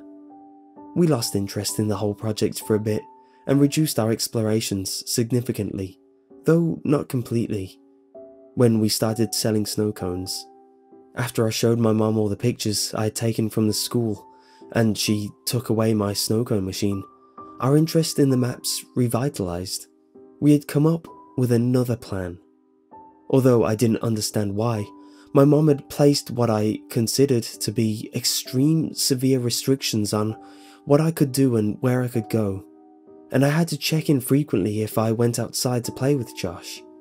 This meant that we couldn't stay in the woods for hours and continue to look for a new path. We thought that we could just swim when we got to the cutoff in the woods, but that clearly wouldn't work since the map would get wet. We tried going faster when we were coming from Josh's house, but we eventually ran into the same problem. Then, we had a brilliant idea. We'd build a raft. Due to the construction in the neighbourhood, there was a large amount of scrap building material that the company would set in the ditch to keep it out of the road and off-site since they no longer needed it for building. We originally conceived of a formidable ship, complete with a mast and an anchor, but this quickly diminished into something more manageable. We set aside the wood and took several large pieces of styrofoam that were backed with foam board and tied them together with rope and kite string. We launched our vessel a little down water from Mrs. McGee and waved a farewell to her as she motioned us to come back her way. But there was no stopping us. The raft worked very well, and while we both behaved and spoke as if the functionality of the raft was a given, I know at least I was a little surprised. We each had a fairly long tree branch to use as a paddle, but we found it was easier to simply push against the land under the water than actually use them as intended. When the water became too deep, we simply lie on our stomachs and used our hands to paddle the water, which still worked, albeit less well. The first time we had to resort to that method of propulsion, I remember thinking that, from far above, it must have looked like a colossally fat man with tiny arms was out for a swim. It actually took us several trips to get the raft to the impassable patch of woods that marked the farthest we had ever made it. After we had come up with the idea of marking the ground with the stick, we had taken to running through the woods until we got to the stick and then, as carefully and precisely as we knew how, charting our course. This meant that the impassable was actually quite a bit away. So, to sail from around my house all the way to the blockade in the woods was taking longer than expected. We'd sailed for a bit and then docked the raft. And then, next time, we'd run through the woods to the raft and go a little farther. We continued this well into the first grade. Josh and I were assigned to different groups that year, so since we didn't really see one another during the school day, our parents were more willing to let us hang out all weekend each week. What's more, Josh's dad had taken on a lengthy construction job that required him to work over the weekends, and his mother was on call, so this meant Josh would stay at my house most every weekend for weeks on end. We should have been making excellent progress, but when we finally made it to the impasse and had the opportunity to explore past it, we couldn't find a place to dock the raft. The woods were simply too thick, and the water had eroded the land to the point that there was nearly 2-foot rise of earth over the tributary, which exposed the twisting and damp roots of the trees above. We'd have to turn back every time and leave the raft at the same thick of trees that prompted us to build it in the first place. Even worse, winter had arrived, so we couldn't justify leaving the house in our swimsuits. We were getting nowhere. We always had to come home before we could gain much ground. On a Saturday, around 7 PM, Josh and I were playing when one of my mom's co-workers knocked on our door. Her name was Samantha, and I remember her well now because I would propose to her a couple years later when I was visiting my mom at work. My mom said that she had to go to work to fix a problem and that she'd be back in about 2 hours. Her car was being repaired, so she'd have to ride with Samantha. But I gathered that the problem was Samantha's fault, and discussing it in the car was why it would only take 2 hours. She said that under no circumstances were we to leave the house or open the door for anyone. And she was in the middle of explaining that she would call every hour when she got there to check in. But she ended that statement prematurely when she remembered that our phone had been turned off for delinquent payments. This is why Samantha had just come by unannounced. She looked me dead in the eye as she was closing the door and said, "Stay put." This was our chance. We watched her drive down the serpentine road toward the exit, and as soon as the car rounded the last visible bend, we ran back to my room. I dumped my backpack out while Josh grabbed the map. "Hey, do you have a flashlight?" Josh chimed. "No, but we'll be back before dark." I was thinking, just in case, we should have one. My mom has one, but I don't know where she keeps it. Wait. I ran into my closet and pulled a box down from the top shelf. You have a flashlight in there? Josh asked. Not exactly. I opened the box and revealed 3 Roman candles that I had taken from the pile that my mother had amassed for the 4th of July that past summer, along with a lighter that I had managed to take from her months before. This would ensure that we at least had some light if we needed it. This was a little bit before I had been given an opportunity to be afraid of the woods that night, so it wasn't fear that motivated our search for a light source, only practicality. We threw it all in the backpack and bolted out the back door, making sure to close it so boxes wouldn't get out. We had 1 hour and 50 minutes. We ran through the woods as fast as we could and made it to the raft in about 15 minutes. We had our bathing suits on under our clothes, so we stripped off our shirts and shorts and left them in 2 separate piles about 4 feet from the edge of the water. We untied the raft from the tree, grabbed our branch paddles and cast off. We tried to move rapidly to reach a point beyond the contents of our ever-expanding map, as we didn't have time to waste seeing old sights. We knew that we were slower in the raft than on hand, and that we would be in our raft for quite a while after the cutoff since the woods were too thick to walk through and there wasn't a place to dock. This meant that we'd have to ride the raft back to the original docking site, even if we found a new place to dock it further ahead. After we passed the last charted part of our map, the water began to get really deep and eventually we could no longer touch the bottom with our tree branches. So we lay on our stomachs and paddled with our hands.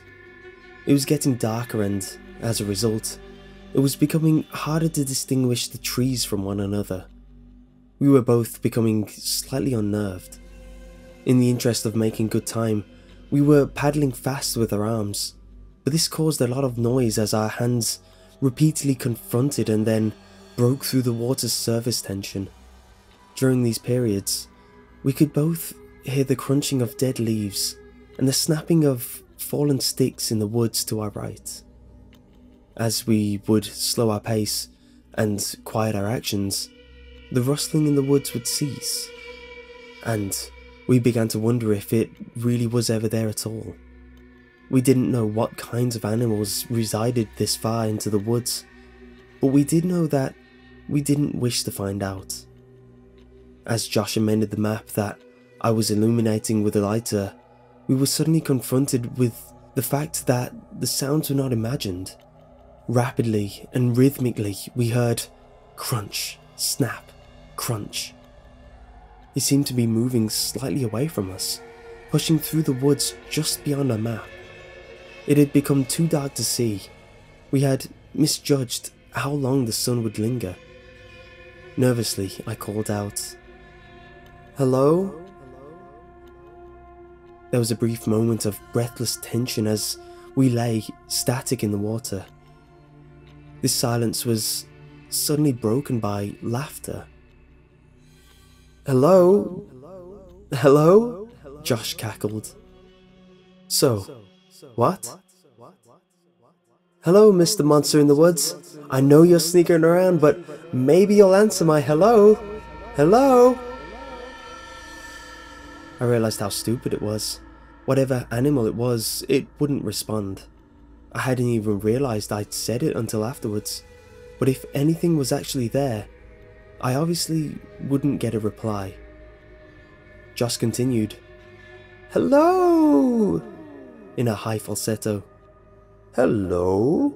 I countered, with as deep a baritone as I could manage. "Hello there, mate. Hello, beep boop. Hello?" We continued, mocking each other, and were in the process of turning the raft around to head back when we heard, "Hello?" It was whispered and forced as if it were powered by the last breath in a pair of deflating lungs, but it didn't sound sickly. It had come from the spot just off the map, which now sat behind us since we turned the raft around. I slowly shifted on the raft and faced the direction of the sound as I fumbled with the Roman candle. I wanted to see. "What are you doing?" Josh hissed. But I had already lit it. As the spark fuse sunk into the wrapper, I held it towards the sky. I'd never actually shot one of these myself and thought to just use it like a flare in the movies. A glowing green orb rocketed out towards the stars and then quickly extinguished. I lowered my arm more toward the horizon. I could remember that there were several colours, but I couldn't remember how many times one of these fired before being depleted. A second ball of red light burst out and fizzled above the trees, but I saw nothing. "Let's just go, man," Josh pressed as he turned to face the direction back home and began paddling desperately. "Just one more." I lowered my arm directly at the woods in front of me. Another red ball of fire was launched from the tube. It travelled straight ahead until it collided with a tree, briefly exploding with light in a much greater diameter. Still, nothing. I dropped to the firework in the water and watched as one more struggling fireball burst free, only to quickly die, suffocated by the water. As we began paddling in the direction toward my house, we heard a loud and unconcealed rustling in the woods. The breaking of branches and the trampling of fallen leaves overpowered the sound of our splashing. It was running. In our panic, we jostled the raft too violently and I felt one of the ropes under my chest loosen. "Josh, be careful!" But it was too late. Our raft was breaking. Before too long, it had completely fallen apart. We each held onto a separate piece of styrofoam, but the pieces weren't big enough to keep us completely afloat and our legs dangled beneath us in the winter water. "Josh, quick!" I yelled as I pointed at the water right next to him. He scrambled, but it was too cold to move quickly and we both watched as the map floated away. I'm cold, man," Josh stuttered dejectedly. Let's get out of the water." We approached the shore, but each time we attempted to pull ourselves up, we'd hear frantic rustling thundering towards us from the woods just above. Eventually, we were too cold and weak to even try anymore. Steadily, we kicked our legs and found ourselves nearing the dock site. We toppled off the debris and tried to pull it on land, but Josh quickly slipped away and floated in the direction of the lake. We took off our swimsuits and were desperate to get into dry clothes to shield us from the biting chill of the air. I slid my shorts, but there was something wrong. I turned to Josh. "Where's my shirt, man? Where's my shirt?" He shrugged and suggested, "Maybe you got knocked into the water and floated into the lake." I told Josh to go back to my house and to say that we were playing hide and seek if my mom was home. I had to find my shirt. I ran behind the houses and peered out over the water and scouted along the shoreline. It occurred to me that, with any luck, maybe I could find the map too. I was moving pretty fast because I needed to get home and was about to give up when my concentration was interrupted by a sound coming from just behind me. "Hello?" I whipped around. It was Mrs. McGee. I'd never seen her at night before, and in this poor light, she looked exceedingly frail. The usual warmth that wrapped her manner seemed to have been snuffed out by the chill. I couldn't remember ever seeing her without a smile, and so her face looked strange. "Hello, Mrs. Maggie." "Oh, hi, Chris."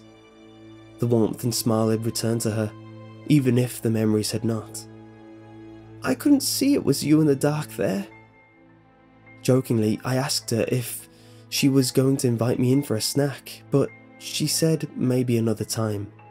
I was too busy looking for my map and the shirt to really engage her, but she sounded happy, so I didn't feel bad. She said a couple other things, but I was too distracted to pay attention. I said goodnight and ran down her driveway toward my house. Behind me, I could see her walking across the frozen yard, but I didn't turn around to wave. I had to get home. I made it home a couple minutes before my mom did, and by the time she came in, Josh and I had already changed clothes and warmed up. We'd gotten away with it, even though we'd lost the map. Couldn't find it? Nah, but I saw Mrs. Maggie. She called me Chris again. I'm telling you, dude, just be glad you've never seen her at night. We both laughed and he asked me if she invited me in for a snack, joking that the snacks must have been terrible since she couldn't even give them away. I told him that she didn't and he was surprised. And now that I had time to think about it, so was I. Literally, every time we had seen her, she had invited us in for snacks. And here I had, albeit sarcastically, invited myself, and she said no. As Josh talked more about Mrs. Maggie, I suddenly realised that the lighter might still be in my pocket and that it would be disastrous for my mum to find. I grabbed the shorts off the floor and patted the pockets. I felt something, but it wasn't the lighter. From my backpack, I slid out a folded piece of paper and my heart leapt. The map? I thought, but I watched it float away. As I unfolded the paper, my stomach turned as I tried to understand what I was seeing. Drawn on the paper, inside of a large oval, were two stick figures holding hands. One was much bigger than the other, but neither had faces. The paper was torn, so part of it was missing, and there was a number written near the top corner. It was either 15 or 16. I nervously handed Josh the paper and asked him if he had put it in my pocket at some point, but he scoffed at the idea and asked why I was so upset. I pointed toward the smaller figure and what was written next to it. It was my initials. I shook it off and told Josh the rest of the conversation between Mrs. Maggie and I. I had always attributed the odd exchange to her being sick until I revisited the events in my mind all these years later. As I think about it now, the feeling of profound sadness for Mrs. McGee returns, but it is augmented by a looming feeling of despair when I think about why she said, maybe another time. I knew what she had said, but I didn't understand what it meant that night. I didn't understand what her words meant weeks later when I watched men in strange, orange biohazard suits carry what I thought were black bags full of garbage out of a house, or why the whole neighborhood smelled like death that day. I still didn't understand when they condemned the house and boarded it up a little while before we moved. But I understand now. I understand why her last words to me were so important, even if neither she nor I realized at the time. Mrs. McGee had told me that night that Tom had come home, but I now know who really had moved in, just as I now know why I never saw her body brought out on a stretcher. The bags weren't filled with garbage.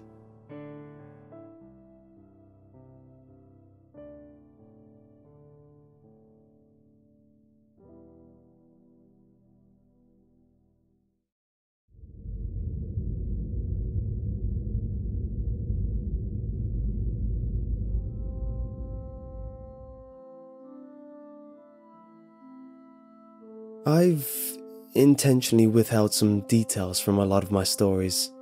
I've let my hopes concerning the way things might be influence my evaluation of the way they actually are. I don't think there's any point to that anymore. At the end of the summer between kindergarten and first grade, I caught the stomach flu. This, as all of the components of the regular flu, However, with the stomach flu, you throw up in a bucket and not the toilet because you are sitting on it. The sickness gets purged from both ends. This lasted for about 10 days, but just before it had passed, the sickness was granted an extension in the form of pink eye. My eyelids were so fused together by the dried mucus generated during the night that the first day I woke with the infection, I thought I had gone blind. When I started first grade, I had a kink in my neck from 10 days of bed rest and 2 swollen, bloodshot eyes. Josh was in another group and didn't have my lunch, so in a cafeteria bursting with 200 kids, I still had a table to myself. I started keeping spare food in my backpack that I would take into the bathroom and eat after lunch, since my school meals were usually confiscated by older kids who knew I wouldn't stand up to them since no one would stand with me. This dynamic persisted even after my condition cleared up, since no one wanted to be friends with me, the kid who gets bullied, lest they have some of that aggression directed towards themselves. The only reason this stopped was due to the actions of a kid named Alex. Alex was in the 3rd grade and was bigger than most of the other kids in any grade. Around the 3rd week of school, he started sitting with me at lunch, and this put an immediate end to the shortage of my food supply. He was nice enough, but he seemed kind of slow. We never really talked at length except for when I finally decided to ask why he had been sitting with me. He had a crush on Josh's sister, Veronica. Veronica was in 4th grade and was probably the prettiest girl in the school. Even as a 6-year-old who fully endorsed the notion that girls were disgusting, I knew how pretty Veronica was. When she was in the 3rd grade, Josh told me 2 boys had actually gotten into a physical fight which erupted out of an argument concerning the significance of the message she had written in their yearbooks. One of the boys eventually hit the other in the forehead with the corner of their yearbook, and the wound required stitches to close. While not one of those 2 boys, Alex wanted her to like him and confessed that he knew Josh and I were best friends. I gathered that he had hoped that I would convey an ostensibly philanthropic deed to Veronica, and that she would presumably be so moved by his selflessness that she'd take an interest in him. If I told her, he would continue to sit with me for as long as I needed him to. Because this was during the time when Josh mostly stayed at my house building the raft and navigating tributary with me, I didn't have the chance to bring it up to Veronica because I simply didn't see her. I told Josh about it and he made fun of Alex, but said that he would tell his sister since I wanted him to. I doubted that he would. Josh was annoyed that people seemed to be so taken with his sister. I remember him calling her an ugly crow. I never said anything to Josh, but I remember wanting to say, even then, that she was pretty and would one day be beautiful. I was right. When I was 15, I was seeing a movie at a place my friends and I had come to call the Dirt Theatre. It was probably nice at some point, but time and neglect had weathered the place severely. This theatre had movable tables and chairs on a level floor, so when the theatre was full, there were very few places you could sit and see the whole screen. The theatre was still open, I imagine, for 3 reasons. It was cheap to see a movie there, they showed a different cult movie twice a month at midnight, and they sold beer to underage kids during the midnight showings. I went for the first 2, and that night they were showing Scanners by David Cronenberg for $1. My friends and I were sitting at the very back. I wanted to sit closer to the front for a better view, but Ryan had driven us, so I relented. A couple minutes before the movie started, a group of girls walked in. They were all pretty attractive, but whatever beauty they might have had was eclipsed by the girl with the dirty blonde hair, even though I had only caught a glimpse of her profile. As she turned to move her seat, I caught a full view of her face, which gave me a feeling of butterflies in my stomach. It was Veronica. I hadn't seen her in a long time. Josh and I saw progressively less of one another after we snuck out to my old house that night when we were 10, and usually when I'd visit him, she'd be out with friends. Everyone stared at the screen.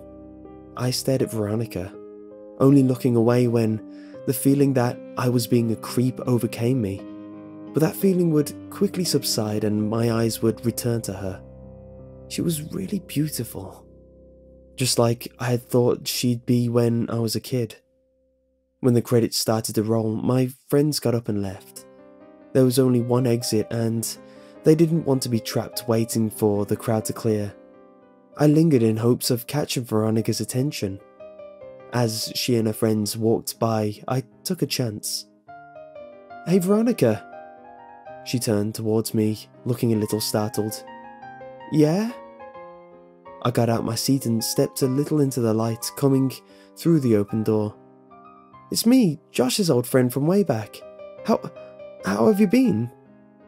"Oh my gosh, hey, it's been so long." She motioned to her friends that she'd be out in a second. "Yeah, a few years at least. Not since the last time I stayed over with Josh. How is he anyway?" "Oh, that's right. I remember all you guys' games. Do you still play Ninja Turtles with your friends?" She laughed a little bit and I blushed. "No, I'm not a kid anymore. Me and my friends play X-Men now." I was really hoping she'd laugh. She did. "You're cute. Do you come over these movies every time?" I was still reeling from what she said. Does she really think I'm cute? Did she mean that I was funny? Does she think I'm attractive? I suddenly realized that she had asked me a question and my mind gasped for what it was. "Yeah!" I said much too loudly. "Yeah, I try to anyway. What about you?" "I come every now and then. My boyfriend didn't like these movies, but we broke up, so I plan on coming from now on." I was trying to be casual, but failed. "Oh, well, that's cool. Not that you guys broke up, I just meant that you'd be able to come more often." She laughed. I tried to recover. "So, are you coming the week after next? They're supposed to be showing Day of the Dead. It's really cool." "Yeah, I'll be here." She smiled and I was about to suggest that maybe we could sit together when she quickly closed the space between us and hugged me. "It was really nice seeing you," she said with her arms around me. I was trying to think of what to say when I realized the biggest problem was that I had forgotten how to talk. Luckily, Ryan, who I could hear approaching from the hallway, came in and spoke for me. "Dude, you know the movie's over, right? Let's get the hell out, oh, yeah." Veronica let go and said that she'd see me next time. She was played out the room by the porn music Ryan was making with his mouth. I was furious, but it dissipated as soon as I heard Veronica laughing in the lobby. Day of the Dead couldn't come soon enough. Ryan's family was going out of town, so he wouldn't be able to drive us, and the other friends I was with that night didn't have cars. A couple of days before the movie, I asked my mom if she could take me. She responded almost immediately by denying the request. But I persisted and she picked up on the desperation in my voice. She asked why I wanted to go so badly since I had seen the movie before, and I hesitated before saying that I was hoping to see a girl there. She smiled and asked playfully if she knew the girl, and I reluctantly told her it was Veronica. The smile disappeared from her face and she coldly said, "No." I decided that I would call Veronica to see if she could pick me up. I had no idea if she still lived at home, but it was worth a try. But then I realized that Josh might answer. I hadn't talked to him in almost 3 years, and if he answered, I obviously couldn't ask to talk to his sister. I felt guilty for calling to speak with Veronica and not Josh, but I dismissed that feeling quickly. Josh hadn't called me in years either. I picked up the phone and dialed the number that was still embedded in my muscle memory from having dialed it so often all those years ago. It rang several times before someone picked up. It wasn't Josh. I felt a mixture of both relief and disappointment. I realized in a second that I really missed Josh. I would call after this weekend to talk to him, but this was my only chance to see if Veronica could or would take me, so I asked for her. The person told me that I had dialed the wrong number. I repeated the number back to her, and she confirmed. She said they must have changed their number, and I agreed. I apologized for the disturbance and hung up. I was suddenly intensely sad now because I couldn't contact Josh even if I wanted to. I felt terrible for having been afraid that he might answer the phone. He had been my very best friend. I realized that the only way I could be put back in touch with him would be through Veronica. So now, not that I needed one, I had another reason to see her. I told my mom the day before the movie that I was no longer concerned with going, but I was hoping she could drop me off at my friend Chris's house. She relented and dropped me off that Saturday, a couple hours before the movie. My plan was to walk from his house to the theatre, since he only lived about half a mile away. They went to church early on Sundays, so his parents would go to sleep early Saturday nights, and Chris was fine with not coming with me since he had planned on chatting with this girl he met online. He said that the walk back to his house would be lonelier after she laughed in my face when I tried to kiss her, and I told him not to electrocute himself when he tries having sex with his computer. I left his house at 11:15. I tried to pace myself so I'd get there a little before the movie. I was going by myself, and so I didn't want to just hang around there waiting.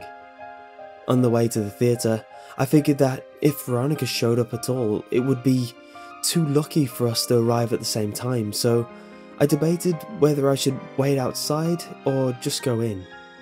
Both had their pros and cons.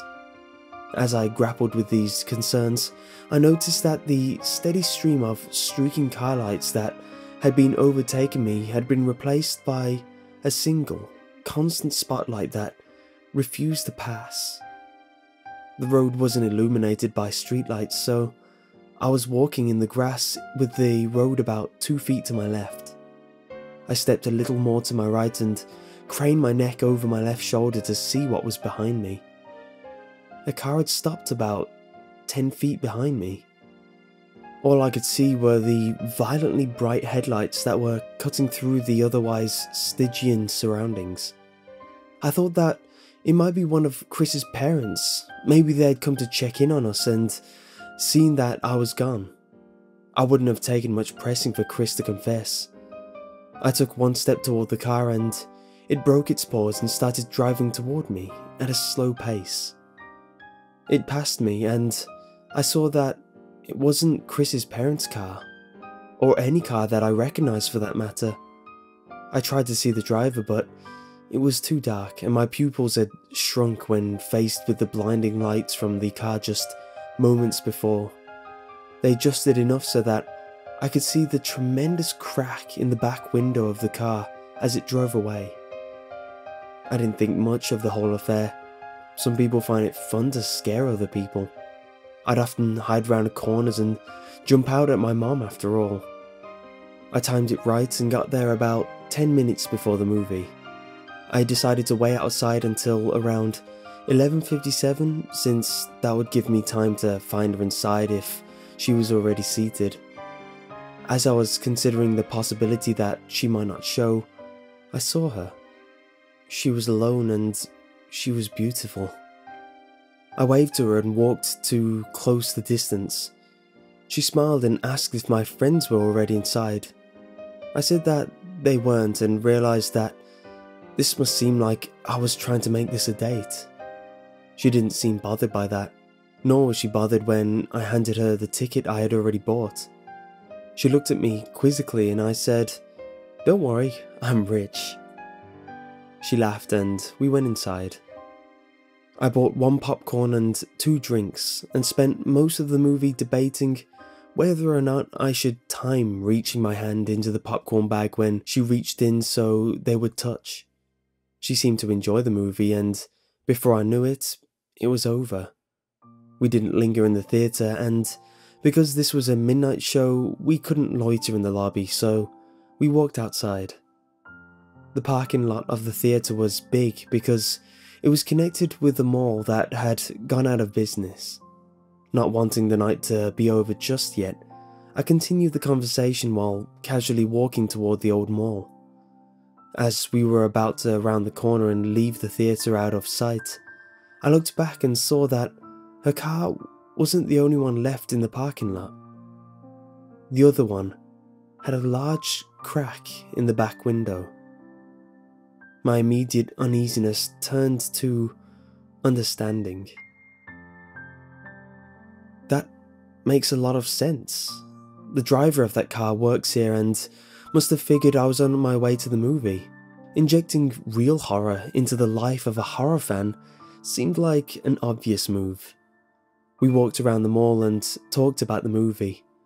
I told her that I thought Day of the Dead was better than Dawn of the Dead, but she refused to agree.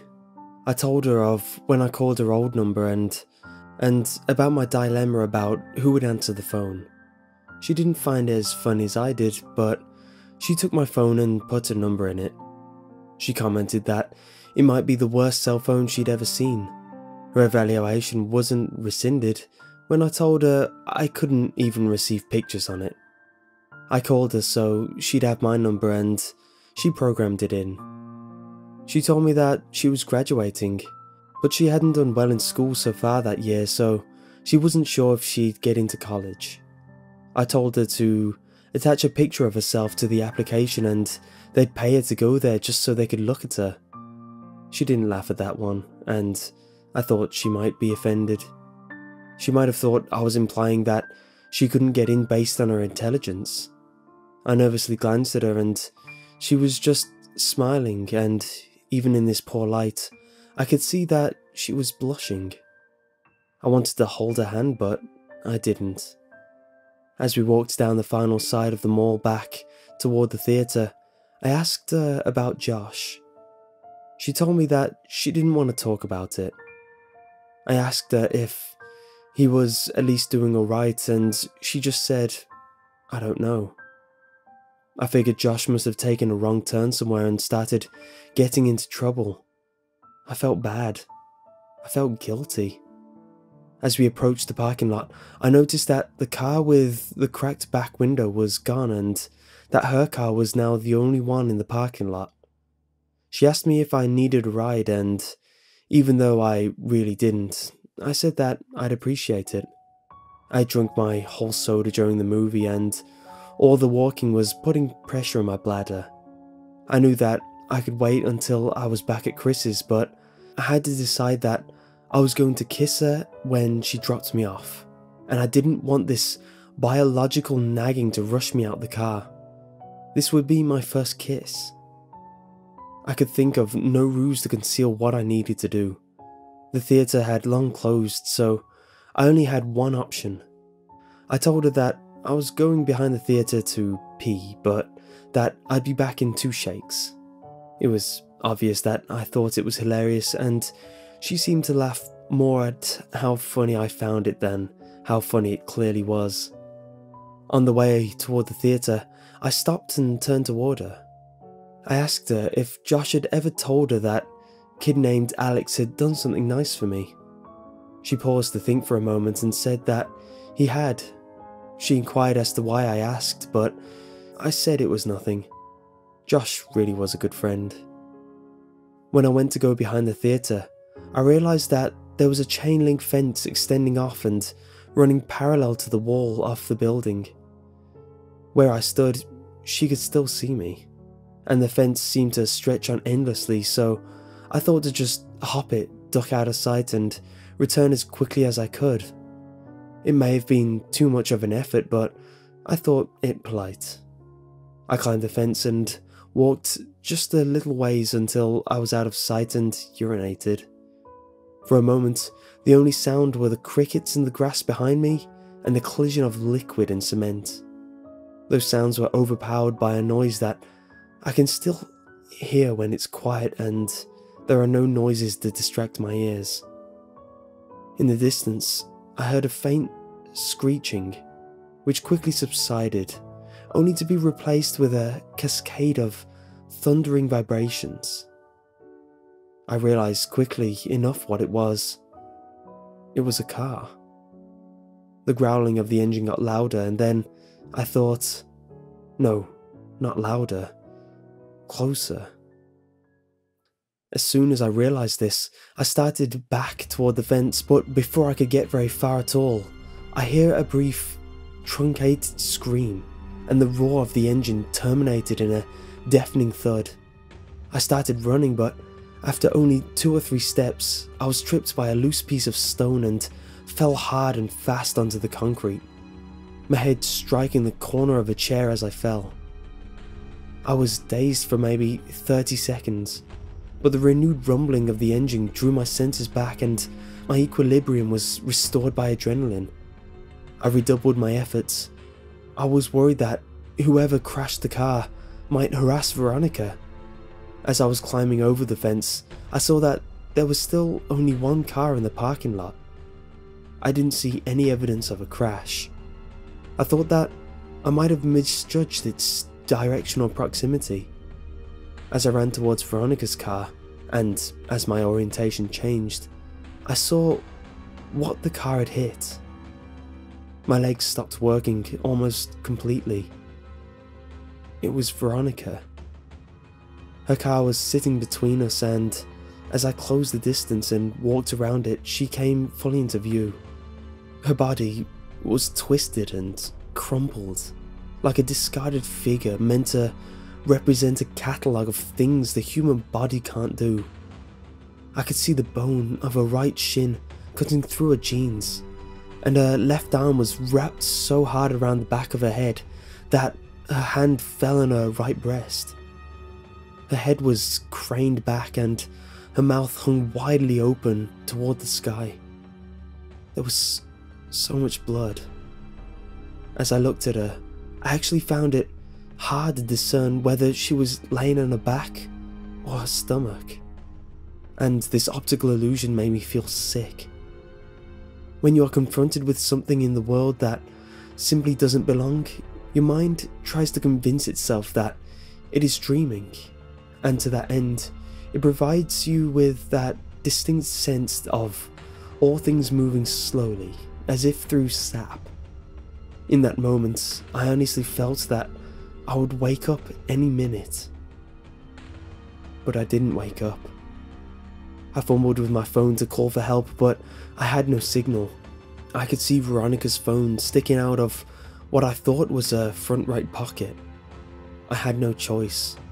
Trembling, I reached for her phone, and as it slid out, she moved and gasped for air so violently that it seemed as if she were trying to breathe in the whole world. This startled me so much that I staggered back and fell onto the asphalt with her phone in my hand. She was trying to adjust the body to get it into a natural position, but with every spasm and jerk, I could hear the cracking and grinding of her bones. Without thinking, I scrambled over to her and put my face over hers and said, "Veronica, don't move. Don't move, okay? Just stay still. Don't move, Veronica. Please, just don't move." I kept saying it, but the words started to fall apart as tears came streaming down my face. I opened her phone and it still worked. It was still on the screen where she had saved my number, and when I saw that, I felt my heart break a little. I called 911 and waited with her, telling her that she would be okay, and feeling guilty for lying to her every time I said it. When the sound of sirens tore through the air, she seemed to become more alert. She'd remained conscious since I found her, but now more of the light was coming back to her eyes. Her brain was still protecting her from pain, though it looked as if it was finally allowing her to become aware that something was terribly wrong with her. Her eyes rolled over to mine and her lips moved. She was struggling, but I heard her.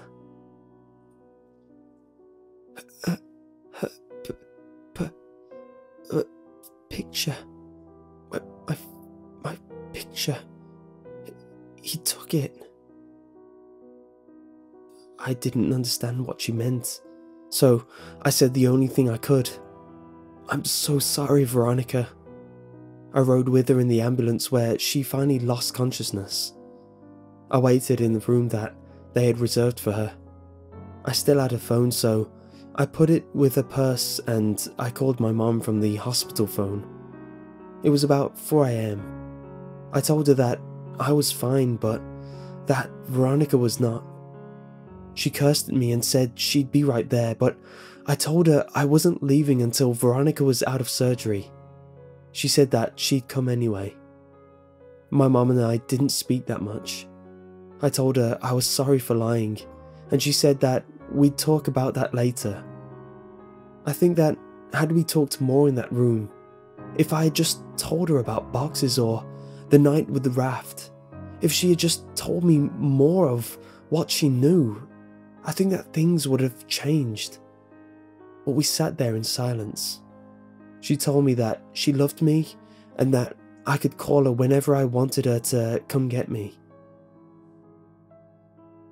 As my mom was leaving, Veronica's parents rushed in. Her dad and my mom exchanged a few words that appeared to be quite serious while Veronica's mother talked to the person at the desk. Her mother was a nurse, but didn't work at this hospital. I'm sure that she had tried to get Veronica transferred, but her condition was prohibitive. While we waited, the police came in and talked to each of us. I told them what happened. They made some notes, and then they left.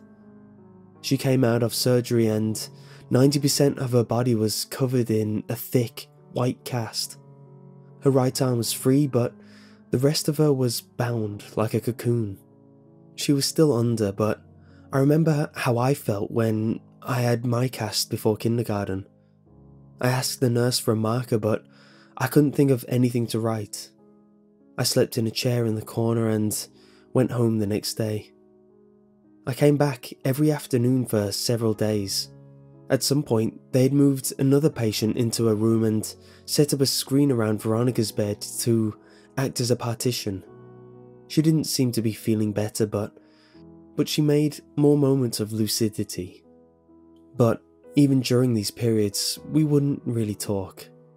Her jaw had been broken by the car, so the doctors had wired it shut. I sat with her for a while, but there was nothing much I could say. I got up and walked over to her. I kissed her on the forehead and she whispered through the clenched teeth, "Josh." This surprised me a little, but I looked at her and said, "Has he not come to see you?" "No." I found myself really irritated.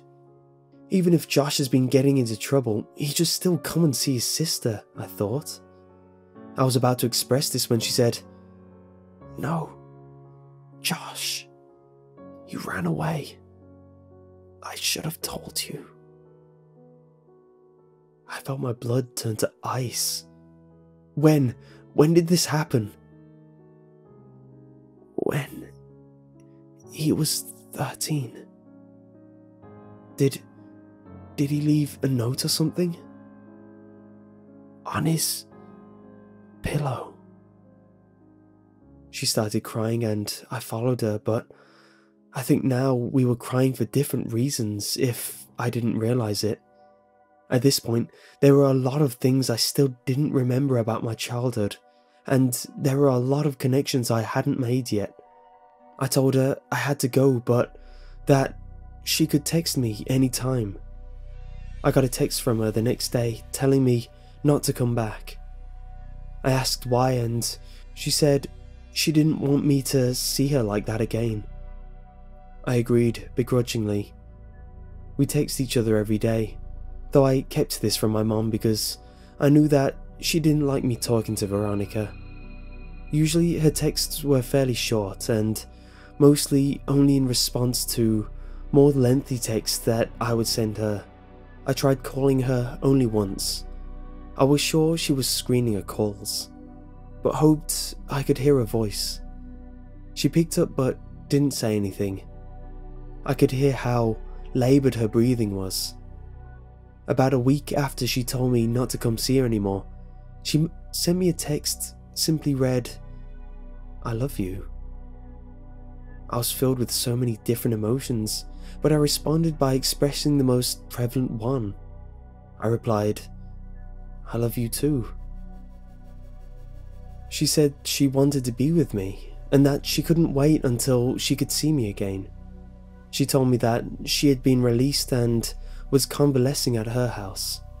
These exchanges carried on for several weeks, but every time I asked to come see her, she would say, "Soon."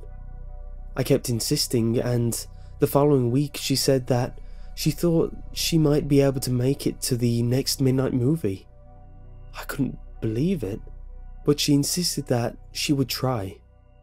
I got a text from her the afternoon of the movie saying, "See you tonight." I got Ryan to drive me since Chris's parents had found out what happened and said I wasn't welcome at their house anymore. I explained to Ryan that she might be in bad shape, but that I really cared about her, so to give us some space. He accepted that and we headed down there. Veronica didn't show. I'd saved a seat for her right next to me near the exit so she could get in and out easily, but 10 minutes into the movie, a man slid into the chair. I whispered, "Excuse me, this seat is taken." But he didn't respond at all. He just stared ahead at the screen. I remember wanting to move because there was something wrong with the way he was breathing. I forfeited because I realized that she wasn't coming. I texted her the next day asking if she was alright, and I inquired as to why she didn't show the previous night. She responded with what would turn out to be the last message I'd ever received from her. She simply said, "See you again soon." She was delirious, and I was worried about her. I sent her several replies reminding her about the movie and saying it was no big deal, but she just stopped replying. I grew increasingly upset over the next several days. I couldn't reach her at home because I didn't know that number, and I wasn't even sure where they lived. My mood became increasingly depressed, and my mother, who had been really nice as of late, asked me if I was okay. I told her that I hadn't heard from Veronica in days, and I felt all the warmth leave her disposition. "What do you mean?" "She was supposed to meet me at the movies yesterday. I know it's only been 3 weeks since she got hit, but she said she would try to come, and after that, she just stopped talking to me altogether. She must hate me." She looked confused, and I couldn't read on her face that she was trying to tell if my mind had simply broken. When she saw that it hadn't, her eyes began to water and she pulled me toward her, embracing me.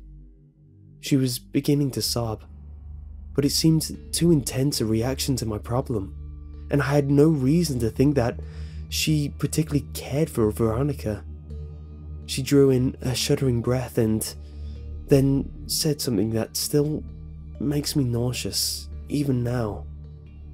She said, "Veronica's dead, sweetheart." "Oh God, I thought you knew. She died on the last day you visited her. Oh baby, she died weeks ago." She had completely broken down, but I knew it wasn't because of Veronica. I broke the embrace and staggered backwards. My mind was swimming.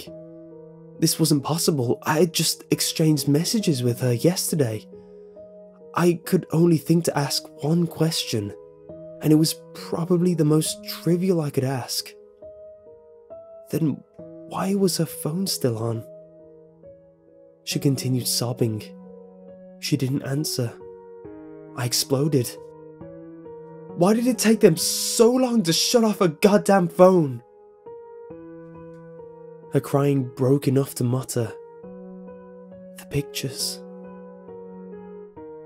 I would come to find out that her parents thought that her phone had been lost in the accident, despite the fact that I had put it in a purse the night she was brought to the hospital. When they retrieved her belongings, the phone was not among them.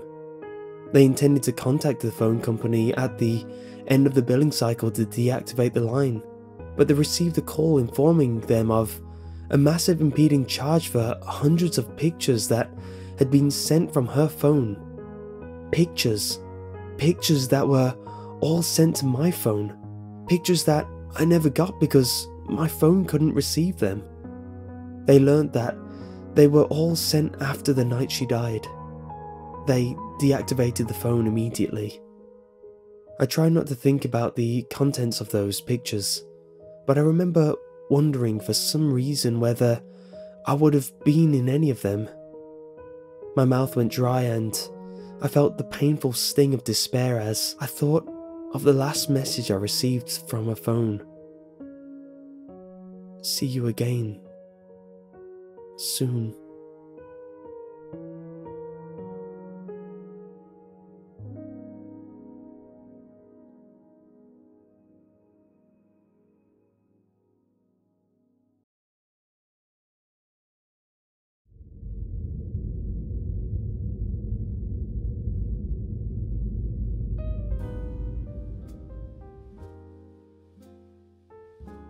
On the first day of kindergarten, my mother had elected to drive me to school. We were both nervous and she wanted to be there with me all the way up to the moment I walked into class. It took me a bit longer to get ready in the morning due to my still mending arm. The cast came up a couple inches past my elbow, which meant that I had to cover the entire arm with a specially designed latex bag when I showered. The bag was built to pull tight around the opening in order to seal out any water that might otherwise destroy the cast. I'd gotten really adept at cinching the bag myself. That morning, however, perhaps due to my excitement or nervousness, I hadn't pulled the strap tight enough, and halfway through the shower, I could feel water pooling inside the bag around my fingers. I jumped out and tore the latex shield away, but could feel the previously rigid plaster had become soft after absorbing the water. Because there is no way to effectively clean the area between your body and the cast, the dead skin that would normally have fallen away merely sits there. When stirred by moisture like sweat, it emits an odour, and apparently this odour is proportionate to the amount of moisture introduced. Because soon after I began attempting to try it, I was struck by the powerful stench of rot. As I continued to frantically rub it with the towel, it began to disintegrate. I was growing increasingly distressed. I had put as much effort as a child could into his very first day of school. I had sat with my mom picking out my clothes the night before. I had spent a great deal of time picking out my backpack, and I had become exceedingly excited to show everyone my lunchbox that had the Ninja Turtles on it. I had fallen into my mom's habit of calling these children I hadn't met yet friends already. But as the condition of my cast worsened, I became deeply upset at the thought that surely I wouldn't be able to apply that label to anyone by the time this day was over. Defeated, I showed my mom. It took 30 minutes to get most of the moisture out while working to preserve the rest of the cast. To address the problem of the smell, my mom cut slivers of a soap bar and slid them down into the cast, and then rubbed the remainder of the soap on the outside in an attempt to cocoon the rancid smell inside of a more pleasant one. By the time we arrived at school, my classmates were already engaging in their second activity and I was shoehorned into one of the groups. I wasn't made very clear on what the guidelines of the activity were, and within about 5 minutes, I had violated the rules so badly that each member of the group complained to their teacher and asked why I had to be in their group. I had brought a marker into school in hopes that I could collect some signatures or drawings on my cast next to my mother's, and I suddenly felt very foolish for even putting the marker on my pocket in the morning. Kindergarteners had the lunchroom to themselves at my elementary school, but some of the tables were off limits, so I didn't have to sit alone. I was self-consciously picking at the fraying ends of my cast when a kid sat across from me. "I like your lunchbox," he said. I could tell he was making fun of me, and I grew really angry. In my mind, that lunchbox was the last good thing about my day. I didn't look up from my arm, and I felt a burning in my eyes from the tears that I was holding back. I looked up to tell the kid to leave me alone, but before I could get the words out, I saw something that made me pause. He had the exact same lunchbox. I laughed. "I like your lunchbox too." "I think Michelangelo's the coolest," he said while miming nunchuck moves. I was in the middle of rebutting by saying that Raphael was my favourite when he knocked his carton of milk off the table and onto his lap. I tried very hard to stifle my laughter since I didn't know him at all, but the struggling look on my face must have struck him as funny because he started laughing first. Suddenly, I didn't feel so bad about my cast, and thought that this person would hardly notice now anyway. Just then, I thought to try my luck. "Hey, do you want to sign my cast?" As I pulled out the marker, he asked me how I broke it. I told him that I fell out the tallest tree in my neighbourhood. He seemed impressed. I watched him laboriously draw his name, and when he was done, I asked him what it said. He told me it said, Josh. Josh and I had lunch together every day, and whenever we could, we partnered up for projects. I helped him with his handwriting, and he took the blame when I wrote fart on the wall in permanent marker. I would come to know other kids, but I think I knew even then that Josh was my only real friend.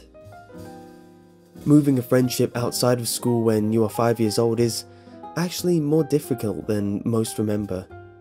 The day we launched our balloons, we had such a good time that I asked Josh if he wanted to come to my house the next day to play.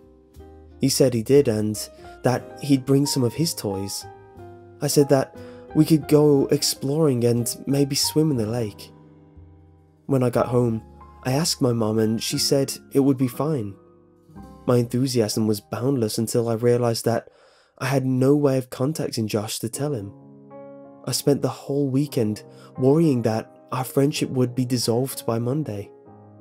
When I saw him after the weekend, I was relieved to find out that he had run into the same obstacle and thought it was funny. Later that week, we both remembered to write down our phone numbers at home and then exchange them at school.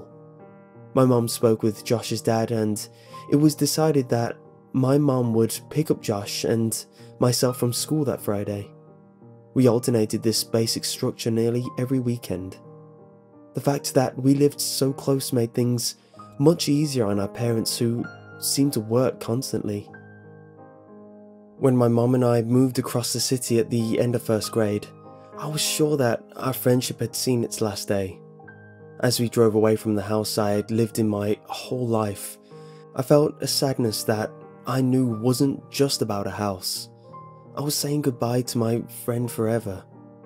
But Josh and I, to my surprise and delight, stayed close. Despite the fact that we spent the majority of our time apart and only saw one another on weekends, we remained remarkably similar as we grew.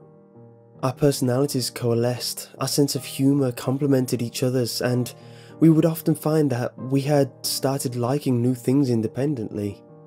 We even sounded enough alike that when I stayed with Josh, he would sometimes call my mom pretending to be me. His success rate was impressive.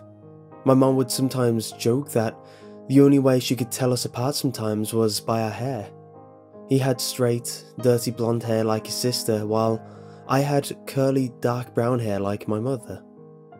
One would think that the thing most likely to drive two young friends apart would be what's out of their control. However, I think the catalyst of our gradual disengagement was my insistence that we sneak out to my old house to look for boxes.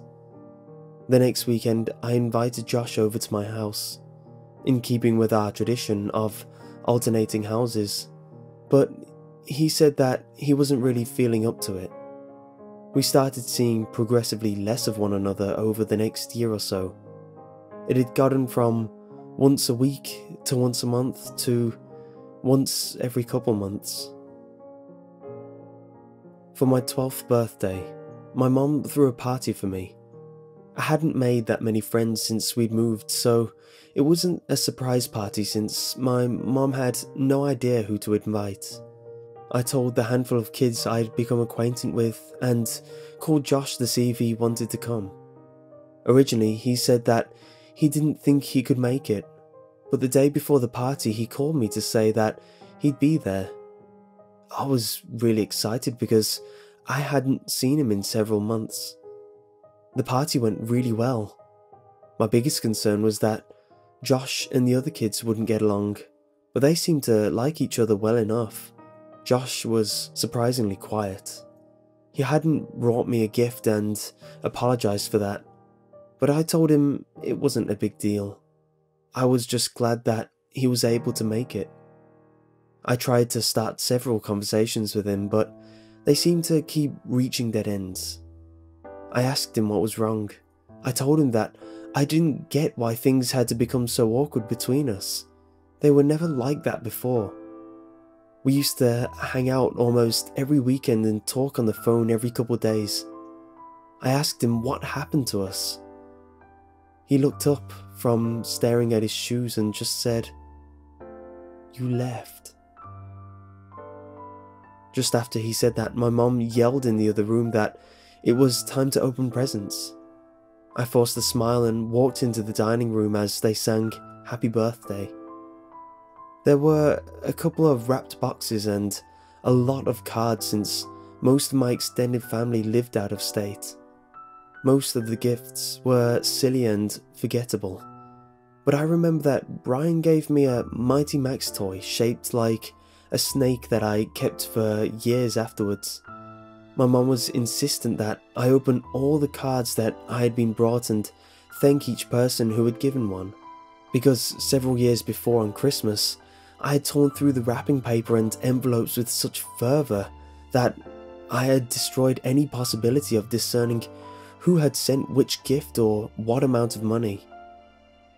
We separated the ones that had been sent by mail and the ones that had been brought that day so my friends wouldn't have to sit through me opening cards from people they had never met. Most of the cards from my friends had a couple dollars in them, and the ones from my family members contained larger bills. One envelope didn't seem to have a name written on it, but it was in the pile, so I opened it. The card had a generic floral pattern on its face and seemed to be a card that had been received by someone else who was now recycling it for my birthday because it was actually a little dingy. I actually appreciated the idea that it was a reused card since I'd always thought that cards were silly. I angled it so that the money wouldn't fall onto the floor when I opened it, but the only thing inside was a message that had come printed on the card. "I love you." Whoever had given me this card hadn't written anything in it, but they had circled the message in pencil a couple times. I chuckled and said, "Gee, thanks for the awesome card, Mom." She looked at me quizzically and then turned her attention to the card. She told me that it wasn't from her and seemed amused as she showed my friends, looking at their faces, trying to discern who had played the joke. None of the kids stepped forward. So my mum said, "Don't worry, sweetheart, at least you know that 2 people love you." She followed that with an extremely prolonged and excruciating kiss on my forehead that transformed the group's bewilderment into hysteria. They were all laughing, so it could have been any of them. But Mike seemed to be laughing the hardest. To become the participant rather than the subject of the gag, I said to him that just because he had given me that card, he shouldn't think that I'd kiss him later. We all laughed, and as I looked at Josh, I saw that he was finally smiling. Well, I think that gift might be the winner, but you have a couple more to open. My mum slid another present in front of me. I was still feeling the tremors of suppressed chuckles in my abdomen as I tore the colourful paper away. When I saw the gift, I had no need to suppress the laughter anymore. My smile dropped as I looked at what I'd been given. It was a pair of walkie-talkies. Well, go on, show everyone. I held them up and everyone seemed to approve, but as I drew my attention to Josh, I could see that he had turned a sickly shade of white. We locked eyes for a moment and then he turned and walked into the kitchen. As I watched him dial a number on the corded phone attached to the wall, my mom whispered in my ear that she knew that Josh and I didn't talk as much since one of the walkie-talkies had broken, so she thought I'd like it. I was filled with an intense appreciation for my mom's thoughtfulness, but this feeling was easily overpowered by the emotions resurrected by the returning memories I'd tried so hard to bury. When everyone was eating cake, I asked Josh who he had called. He told me he wasn't feeling well, so he called his dad to come get him. I understood that he wanted to leave, but I told him that I wished we could hang out more. I extended one of the walkies to him, but he put his hand up in refusal. Dejected, I said, "Well, thanks for coming, I guess. I hope I'll see you before my next birthday." "I'm sorry, I'll try call you back more often, I really will," he said. The conversation stagnated as we waited by my door for his dad. I looked at his face. Josh seemed genuinely remorseful that he hadn't made more of an effort. His mood seemed suddenly bolstered by an idea that had struck him. He told me that he knew what he'd get me for my birthday. It would take a while, but he thought that I would really like it. I told him it wasn't a big deal, but he insisted. He seemed in better spirits and apologized for being such a drag at my party. He said that he was tired, that he hadn't been sleeping well. I asked him why that was as he opened the door in response to his dad's honking in the driveway. He turned back toward me and waved goodbye as he answered my question. "I think I've been sleepwalking." That was the last time I saw my friend, and a couple months later, he was gone.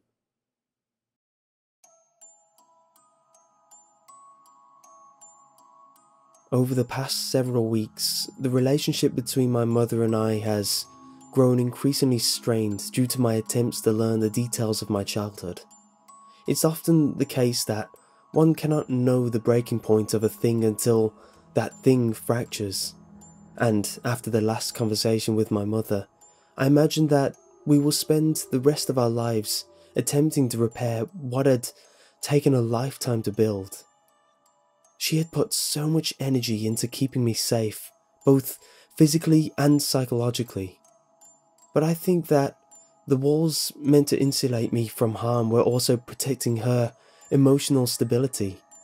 As the truth came pouring out the last time we spoke, I could hear a trembling in her voice that I think was a reverberation of the collapse of her world. I don't imagine my mother and I will talk very much anymore, and while there are still some things I don't understand, I think I know enough.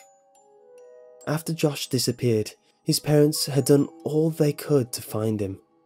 From the very first day, the police had suggested that they contact all of Josh's friends' parents to see if it was with them.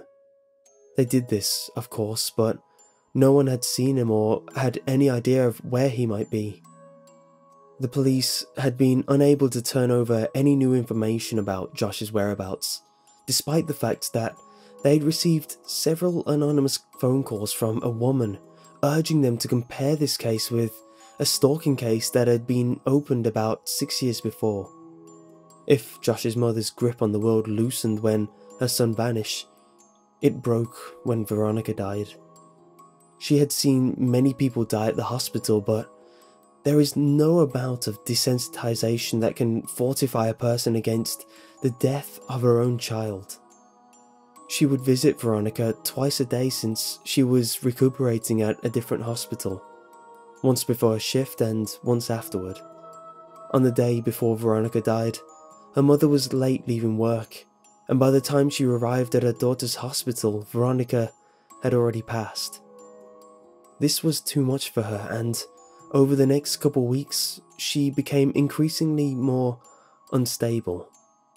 She would often wander outside, yelling for both Josh and Veronica to come home, and there were several times her husband found her wandering around my old neighbourhood in the middle of the night, half clothed and frantically searching for her son and daughter. Due to his wife's mental deterioration, Josh's dad could no longer travel for work and began taking construction jobs that were less well paying so he could be closer at home. When they began expanding my old neighbourhood more, about 3 months after Veronica died, Josh's dad applied for every position and was hired.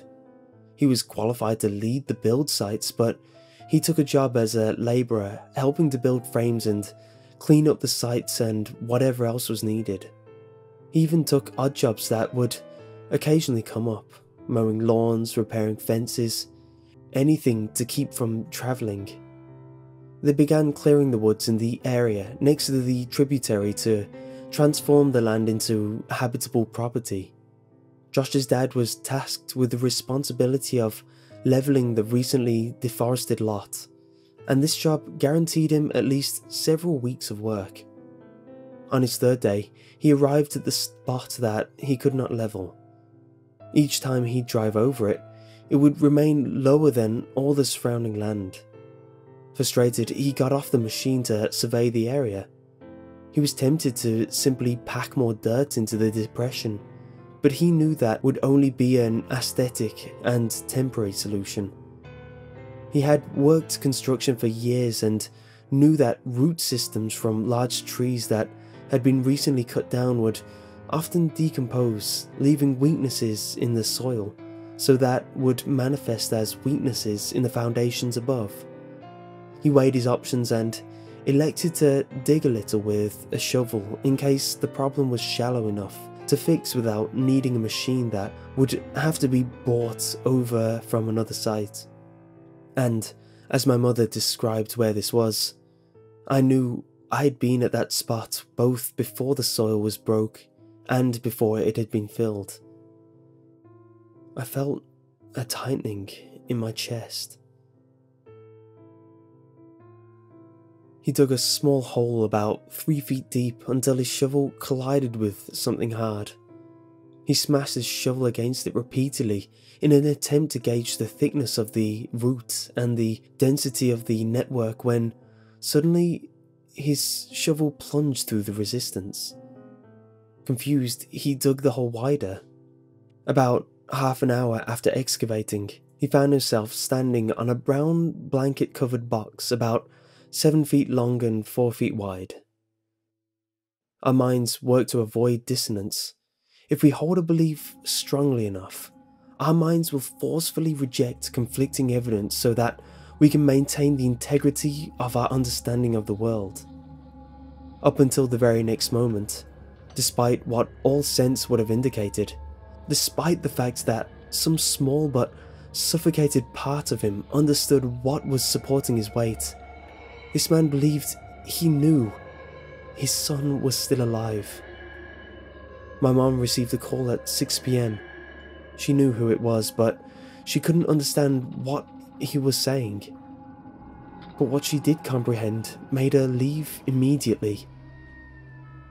"Down here, now! Son, please God!" When she arrived, she found Josh's dad sitting perfectly still with his back to the hole. He was holding the shovel so tightly, it seemed that it might snap, and he was staring straight ahead with eyes that looked as lifeless as a shark's. He wouldn't respond to any other word and only reacted when she tried to gently take the shovel from him. He dragged his eyes slowly to hers and just said, "I don't understand." He repeated this as if he had forgotten all of the words, and my mother could hear him still muttering it as she walked past him to look into the hole.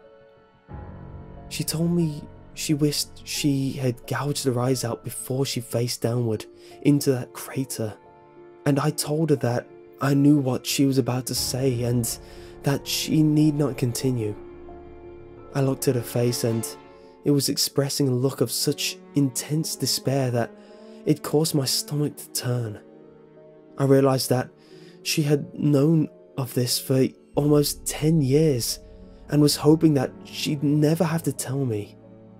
As a result, she never came up with the proper arrangement of words to describe what she saw. And as I sit here, I'm met with the same difficulty of articulation. Josh was dead.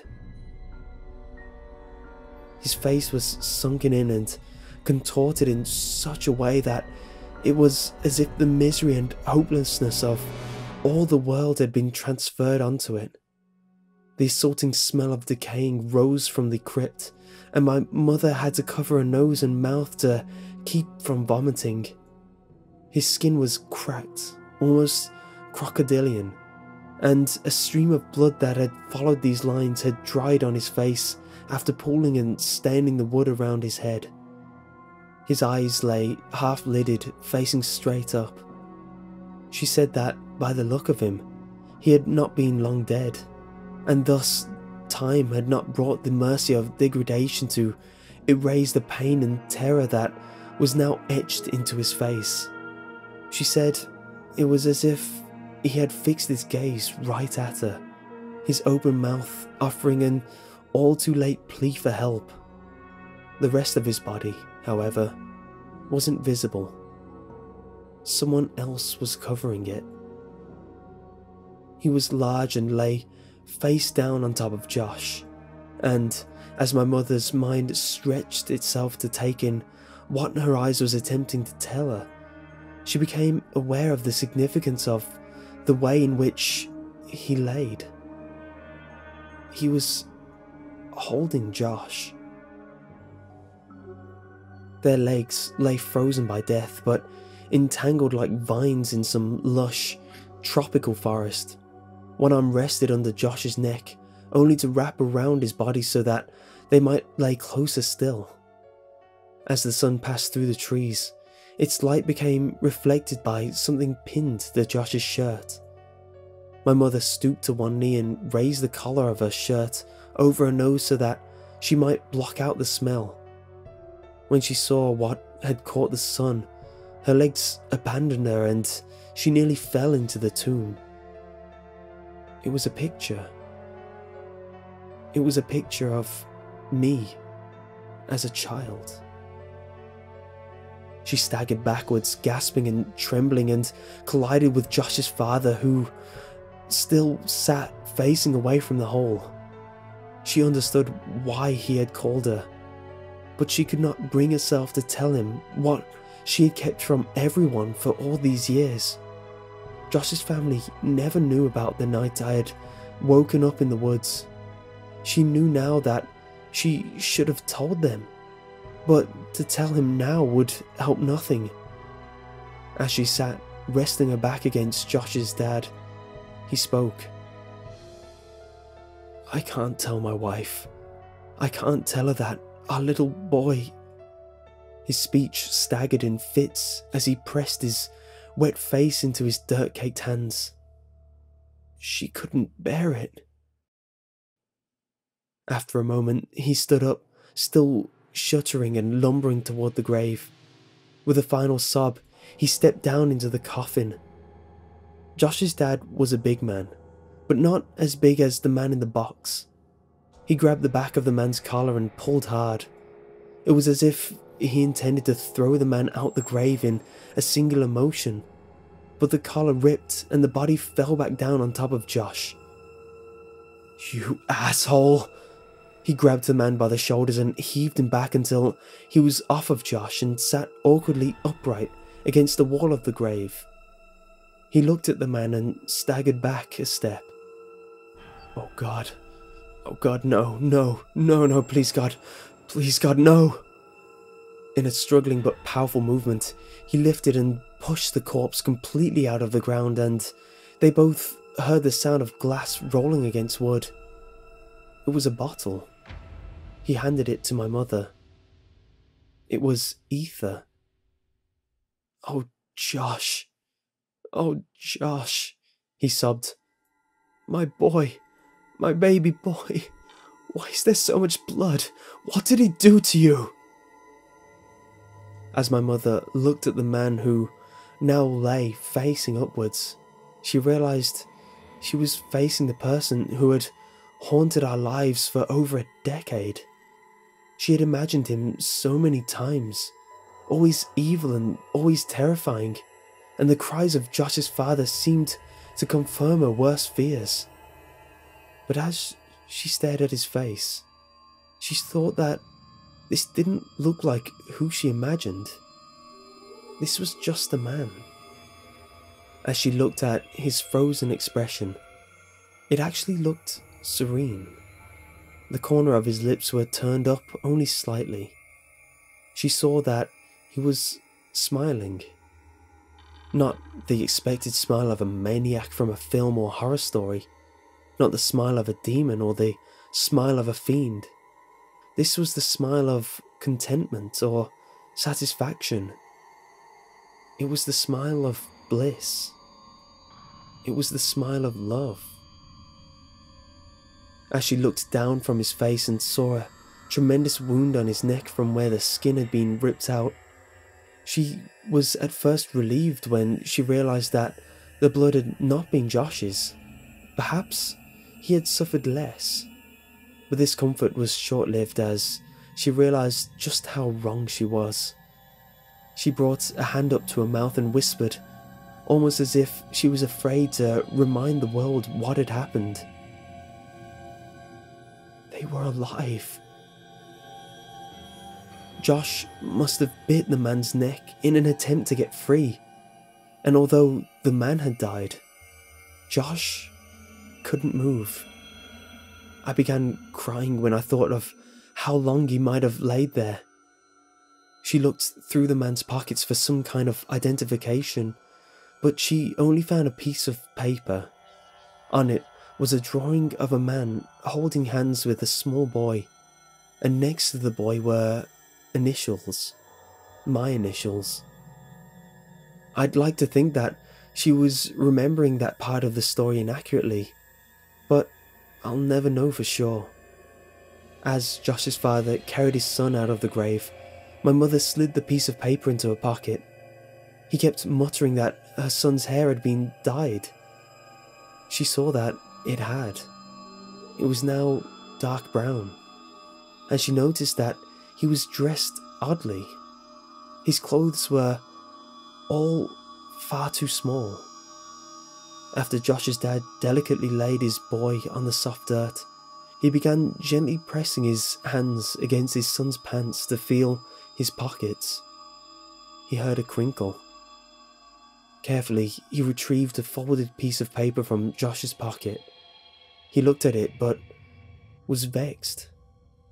Absently, he handed it to my mother, but she didn't recognize it either. I asked her what it was. She told me it was a map, and I felt my heart shatter. He was finishing the map. That must have been his idea for my birthday present. I found myself strangely hoping that he hadn't been taken while expanding it, as if that would somehow matter now. She heard Josh's father grunt and looked to see him pushing the man's body back into the ground. As he walked back toward the machine that had found the spot for him, he put his hand on the canister of gasoline and paused with his back toward my mother. "You should go." "I'm so sorry." "It's not your fault. I did this." "You can't think like that. There was nothing," he interjected flatly, almost with no emotion at all. "About a month ago, a guy approached me as I was cleaning up on the site on a new development a block over. He asked me if I wanted to make some extra money, and because my wife's not working right now, I accepted it. He told me that some kids had dug a bunch of holes on his property and he offered me $100 to fill them in. He said that he wanted to take some pictures for the insurance company first, but if I came back after 5 p.m. the next day, that would be fine. I thought this guy was a sucker since I knew clearing that lot was coming up, so someone would have had to do it anyway. But I needed the money, so I agreed. I didn't think he even had $100, but he put the bill in my hand, and I did the job the next day. I've been so exhausted that I didn't even think about it after I was done. I didn't think about it until today, when I pulled that guy off of my son." He pointed at the grave, and his emotions started to push through as he broke into sobs. "He paid me $100 so that I would bury him with my boy." It was as if saying it out loud forced him to accept what had happened, and he collapsed onto the ground in tears. My mother could think of nothing to say and stood there in silence for what felt like a lifetime. She finally asked what he would do about Josh. "His final resting place won't be here with this monster." As she looked back when she reached the car, she could see black smoke billowing and diffusing against the amber sky, and she hoped against all hope that Josh's parents would be okay. I left my mom's house without saying much else. I told her that I loved her and that I would talk to her soon, but I don't know what soon means for us. I got into my car and left. I understood now why the events of my childhood had stopped years ago. As an adult, I now saw the connections that were lost on a child who tends to see the world in snapshots rather than in sequence. I thought about Josh. I loved him then, and I love him even still. I miss him more now that I know I'll never see him again, and I find myself wishing that I'd hugged him the last time I saw him. I thought about Josh's parents, how much they had lost and how quickly that loss had come. They don't know about my connection to any of this, but I could never look them in the eyes now. I thought about Veronica. I had only really come to know her later in my life, but for those brief few weeks, I think I had really loved her. I thought about my mother. She had tried so hard to protect me and was stronger than I would ever be. I tried not to think about the man and what he had done with Josh for more than 2 years. Mostly, I thought about Josh. Sometimes I wish that he'd never sat across from me that day in kindergarten, that I'd never known what it was like to have a real friend. Sometimes I like to dream that he's in a better place, but that's only a dream, and I know that. The world is a cruel place, made crueler still by man. There would be no justice for my friend, no final confrontation, no vengeance. It had been over for almost a decade for everyone but me. I miss you, Josh. I'm sorry you chose me, but I'll always cherish my memories of you. We were explorers. We were adventurous. We were friends.